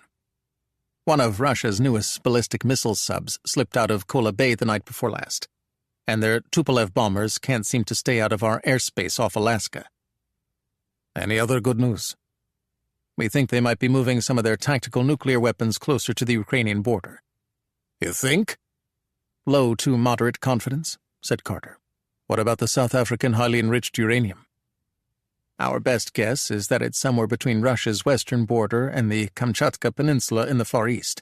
The asset known as Komarovsky, however, is almost certain that Security Council Directive 37-23/VZ will not only tell us where the material is, but where it's going and how the Russians intend to use it." "When did he make contact?" "I'd rather not say." "And I'd rather be in Venice with my wife and children." 2 days ago. But don't ask where," Carter added. "I'm not going to tell you." "Actually, I was planning to move straight to Komarovsky's real name." "Don't bother. How is Magnus supposed to make contact with him if he doesn't know who he is? Komarovsky will be the one to make contact with Magnus. How? With this. Carter placed an old miniature paperback book on the conference table. The title and author were in Russian. Dr. Zhivago, by Boris Pasternak. The CIA arranged to have it published in 1958, and it circulated in Moscow and throughout the Warsaw Pact. I borrowed that one from the CIA museum. Komarovsky has a copy as well, a copy he will give to Magnus if he feels it is safe to proceed with the operation. Carter opened the novel. This passage will be clearly marked. What does it say? And remember, you must never, under any circumstances, despair. To hope and to act, these are our duties in misfortune. How appropriate. Komarovsky sees himself as a man of destiny. Carter returned the volume of Pasternak to his attaché case. Tell Magnus to accept every invitation he receives, even if it's an invitation to his own execution. It might just be from Komarovsky. Can he get them into Petrov's house? Moderate to high confidence. And can he get them out again? I suppose that depends entirely on your girl. She needs 6 minutes to photograph an 80-page document, Adrian. How soon can they leave for Russia? As soon as my Danish partners and I finish blowing up the Dansk Oil Rosneft joint venture. Get it done. Carter closed the attaché case. I have a bad feeling about this one. The Prime Minister's tone was offhand and unfailingly polite. She was wondering if he could drop by her office in the Borken at 5 that afternoon to discuss Dansk Oil's situation in Russia. And not to worry, Magnus. 15 minutes will be more than sufficient. She assured him the visit would be unpublicized, but several hundred angry protesters and a large contingent of Danish press greeted his arrival. The meeting was precisely 3 minutes in length. The Prime Minister gave him an ultimatum and a deadline and then sent him on his way. Outside, he found his limousine soaked with blue and yellow paint, the colors of the Ukrainian flag. The video of his departure was a global sensation. The following morning, he informed his senior staff that he had no choice but to wind down Dansk Oil's position in Russia. He delivered the news to his board that afternoon, but waited another day before calling Rosneft chairman Igor Kozlov at the company's headquarters in St. Petersburg. Is there really no way to resist the pressure? Asked Kozlov in Russian. I'm sorry, Igor, but I'm afraid I have a gun to my head. Why don't you come to St. Petersburg? I'm sure we can come up with a solution. There isn't one. What's the harm in trying, Magnus? When? Next week? I'm not sure I can hang on that long. In that case, how about the day after tomorrow? I'll see you then, he said, and rang off. His new assistant was hovering over his desk, notepad in hand. He instructed her to arrange private air travel from Copenhagen to St. Petersburg and reserved 2 Cathedral View premium suites at the Hotel Astoria in St. Isaac's Square. 2 suites? She asked pointedly. You will be accompanying me, Miss Sorensen. You should plan on being away for several days. Yes, of course, she said with a smile, and returned to her desk. That evening, Gabriel and the team put her through the most grueling training session yet. She spent 30 minutes bumping locks, another 30 spinning the combination dial of the safe, and nearly 2 hours photographing the 80-page directive. Afterward, Mikhail led her upstairs for a Russian-accented mock interrogation, while Gabriel and Elie Lavon briefed Magnus on the basics of making contact with a clandestine source. The CEO cast several glances at his costly Piaget Altiplano origin wristwatch. Annoyed, Gabriel asked, Am I keeping you from something, Magnus? This might come as a surprise to you, Alon, but I'm rather well versed in the etiquette of Russian tradecraft.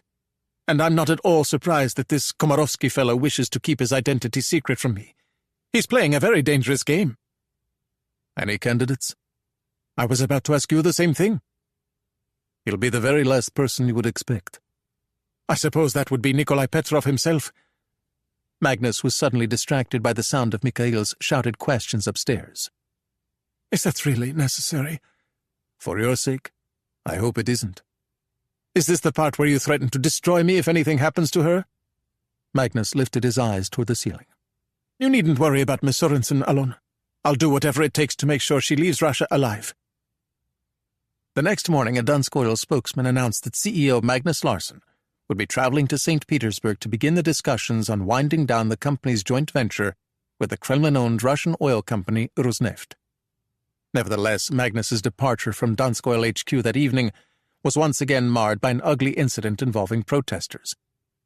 He dropped by the safe house for a final session and a communal dinner attended by several officers from the PET, including the Director General. Ingrid was clearly uneasy about what awaited her in Russia. She hid her fear beneath the far-right facade of her cover identity, holding forth on a range of incendiary topics, much to the delight of her audience.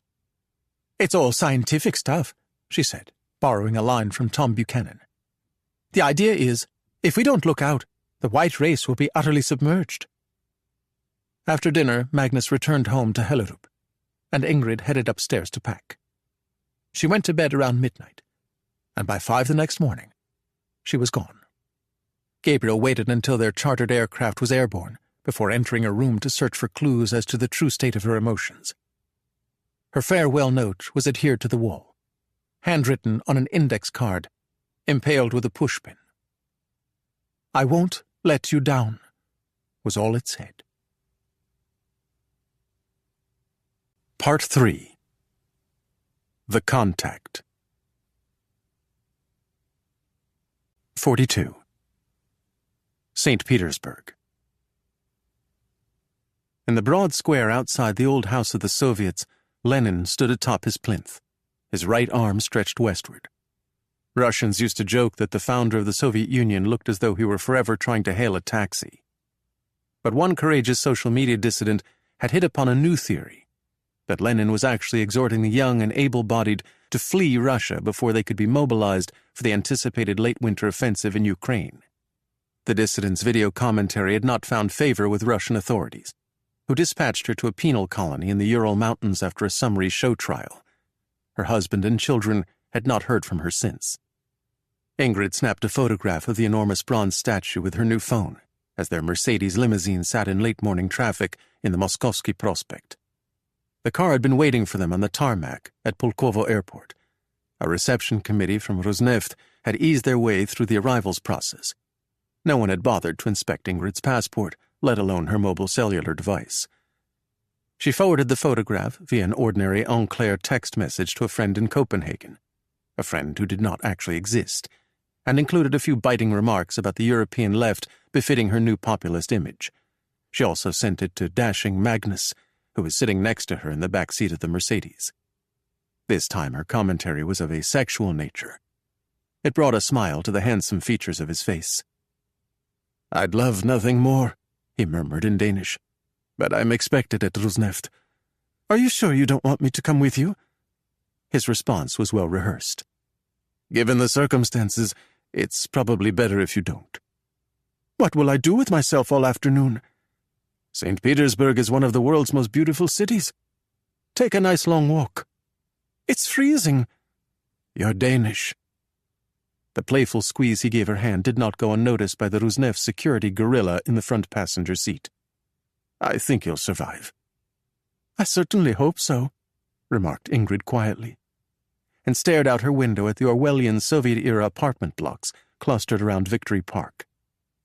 Everywhere she looked, in shop windows and on the sides of cars, she saw the letter Z, the symbol of support for the war in Ukraine. Nowhere was there any sign of opposition.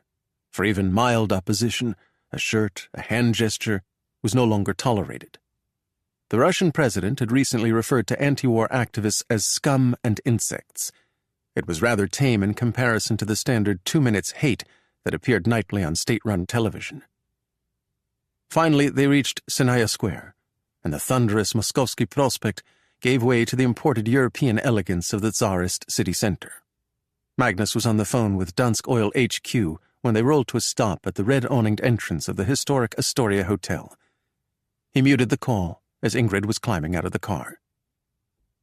"With any luck, I'll be back in time for dinner. I'll send you an update if I have a free minute." "Please do," she said, and followed the porter into the lobby. The girl at reception scrutinized Ingrid's Danish passport with a practiced sneer before surrendering 2 sets of room keys. As requested, their premium suites were adjoining. Ingrid snapped a photo of the view from her window and asked her friend in Copenhagen for advice on how she might kill a few hours in one of the world's most beautiful cities. He advised her to visit the Hermitage. The Monet Room, he said, was not to be missed. Ingrid had coffee and a pastry at Literary Café, the fabled haunt of Russian writers and intellectuals, then walked beneath the soaring triumphal arch to Palace Square, where a contingent of black-clad thought police were arresting several young anti-war protesters who had unfurled a banner at the foot of the Alexander Column. Several onlookers flashed Z symbols and shouted pro-Kremlin slogans as the protesters were led away. Unnerved by what she had witnessed, Ingrid spent the next 2 hours roaming the endless rooms and galleries of the Hermitage, including Room 67, the Monet Room. Afterward, while walking past the garish palaces lining Millionaires' Street, she became convinced, based on nothing more than her well-honed professional instinct, that she was being followed.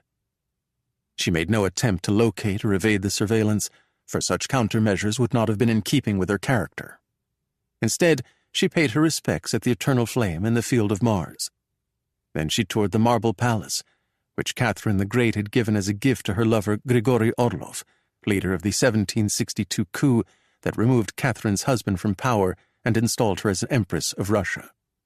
Leaving the palace, Ingrid reached the conclusion that, had she been born in Russia in the late 18th century, she would have undoubtedly been among the crowds of starving workers who stormed the Winter Palace in November 1917 after hearing the shot fired by the warship Aurora. She also became certain that she was being followed by at least 2 men, and a short-haired woman of perhaps 35 who wore a dark blue quilted-down coat with a fur-trimmed hood. It was the woman who accompanied Ingrid on a tour of the colossal St. Isaac's Cathedral, where she watched the sun setting over the Baltic Sea from the cupola high atop the Golden Dome. Returning to her suite at the Astoria, she sent a message to her friend in Copenhagen about her visit to the Hermitage, and about the arrests she had witnessed in Palace Square. Then, having nothing better to do, she switched on the television and watched the late afternoon fare on RT, Russia's English-language network. War is peace. Freedom is slavery. Ignorance is strength. 2 minutes hate. It was nearly 9 o'clock when Magnus finally returned to the hotel. He came upstairs to his suite long enough to remove his jacket and necktie and pull on a woolen sweater. Ingrid had reserved a table at the Italian restaurant in the neighboring Angleterre Hotel. The worn-out pensioner standing behind the bar looked old enough to remember the siege of Leningrad. The rest of the floor staff were women. They were staring dully at the television, which was tuned to NTV. "Dmitri Budanov," said Magnus. Then he added gloomily, "My neighbor in Rublovka." "What is he saying?" "Evidently Russian forces are advancing on all fronts. The Nazi regime in Kiev will soon be liquidated, and Ukraine will be wiped from the map like—" Magnus's voice trailed off. "I won't translate the rest, if you don't mind. Dmitri shares the Russian president's love of scatological political rhetoric." They were seated at a table against the window. Outside, a steady snow was falling on St. Isaac's Square. There was no one else in the restaurant. Ingrid maintained her cover identity nonetheless. She placed her hand atop Magnus's and gazed at him with devotion. "I was afraid they were never going to let you leave." "So was I," he answered quietly. "As you might imagine, it was a rather tense afternoon. The minute I withdraw from the joint venture, Russia's international isolation will be complete. For all this talk about a new world order, Vladimir doesn't want that to happen. He's placing enormous pressure on Rosneft chairman Igor Kozlov to find some way of salvaging the deal." "Personally?" Magnus nodded. "And Igor Kozlov is placing enormous pressure on me." "What kind of pressure?" "The kind that can get quite unpleasant. But he also offered me a rather large financial incentive to remain in the deal. If I were to accept it, I will be among the most reviled men on the planet. I will also be quite rich, as will Dansk Oil's largest shareholders." "You already are rich, Magnus." "But I'll be Russian rich. Trust me. There's a difference." "Are you considering it?" "I'd be a fool not to. Igor would like me to remain in Russia for a couple of days while they crunch the numbers." "What about the Prime Minister's ultimatum?" "A sticking point, but hardly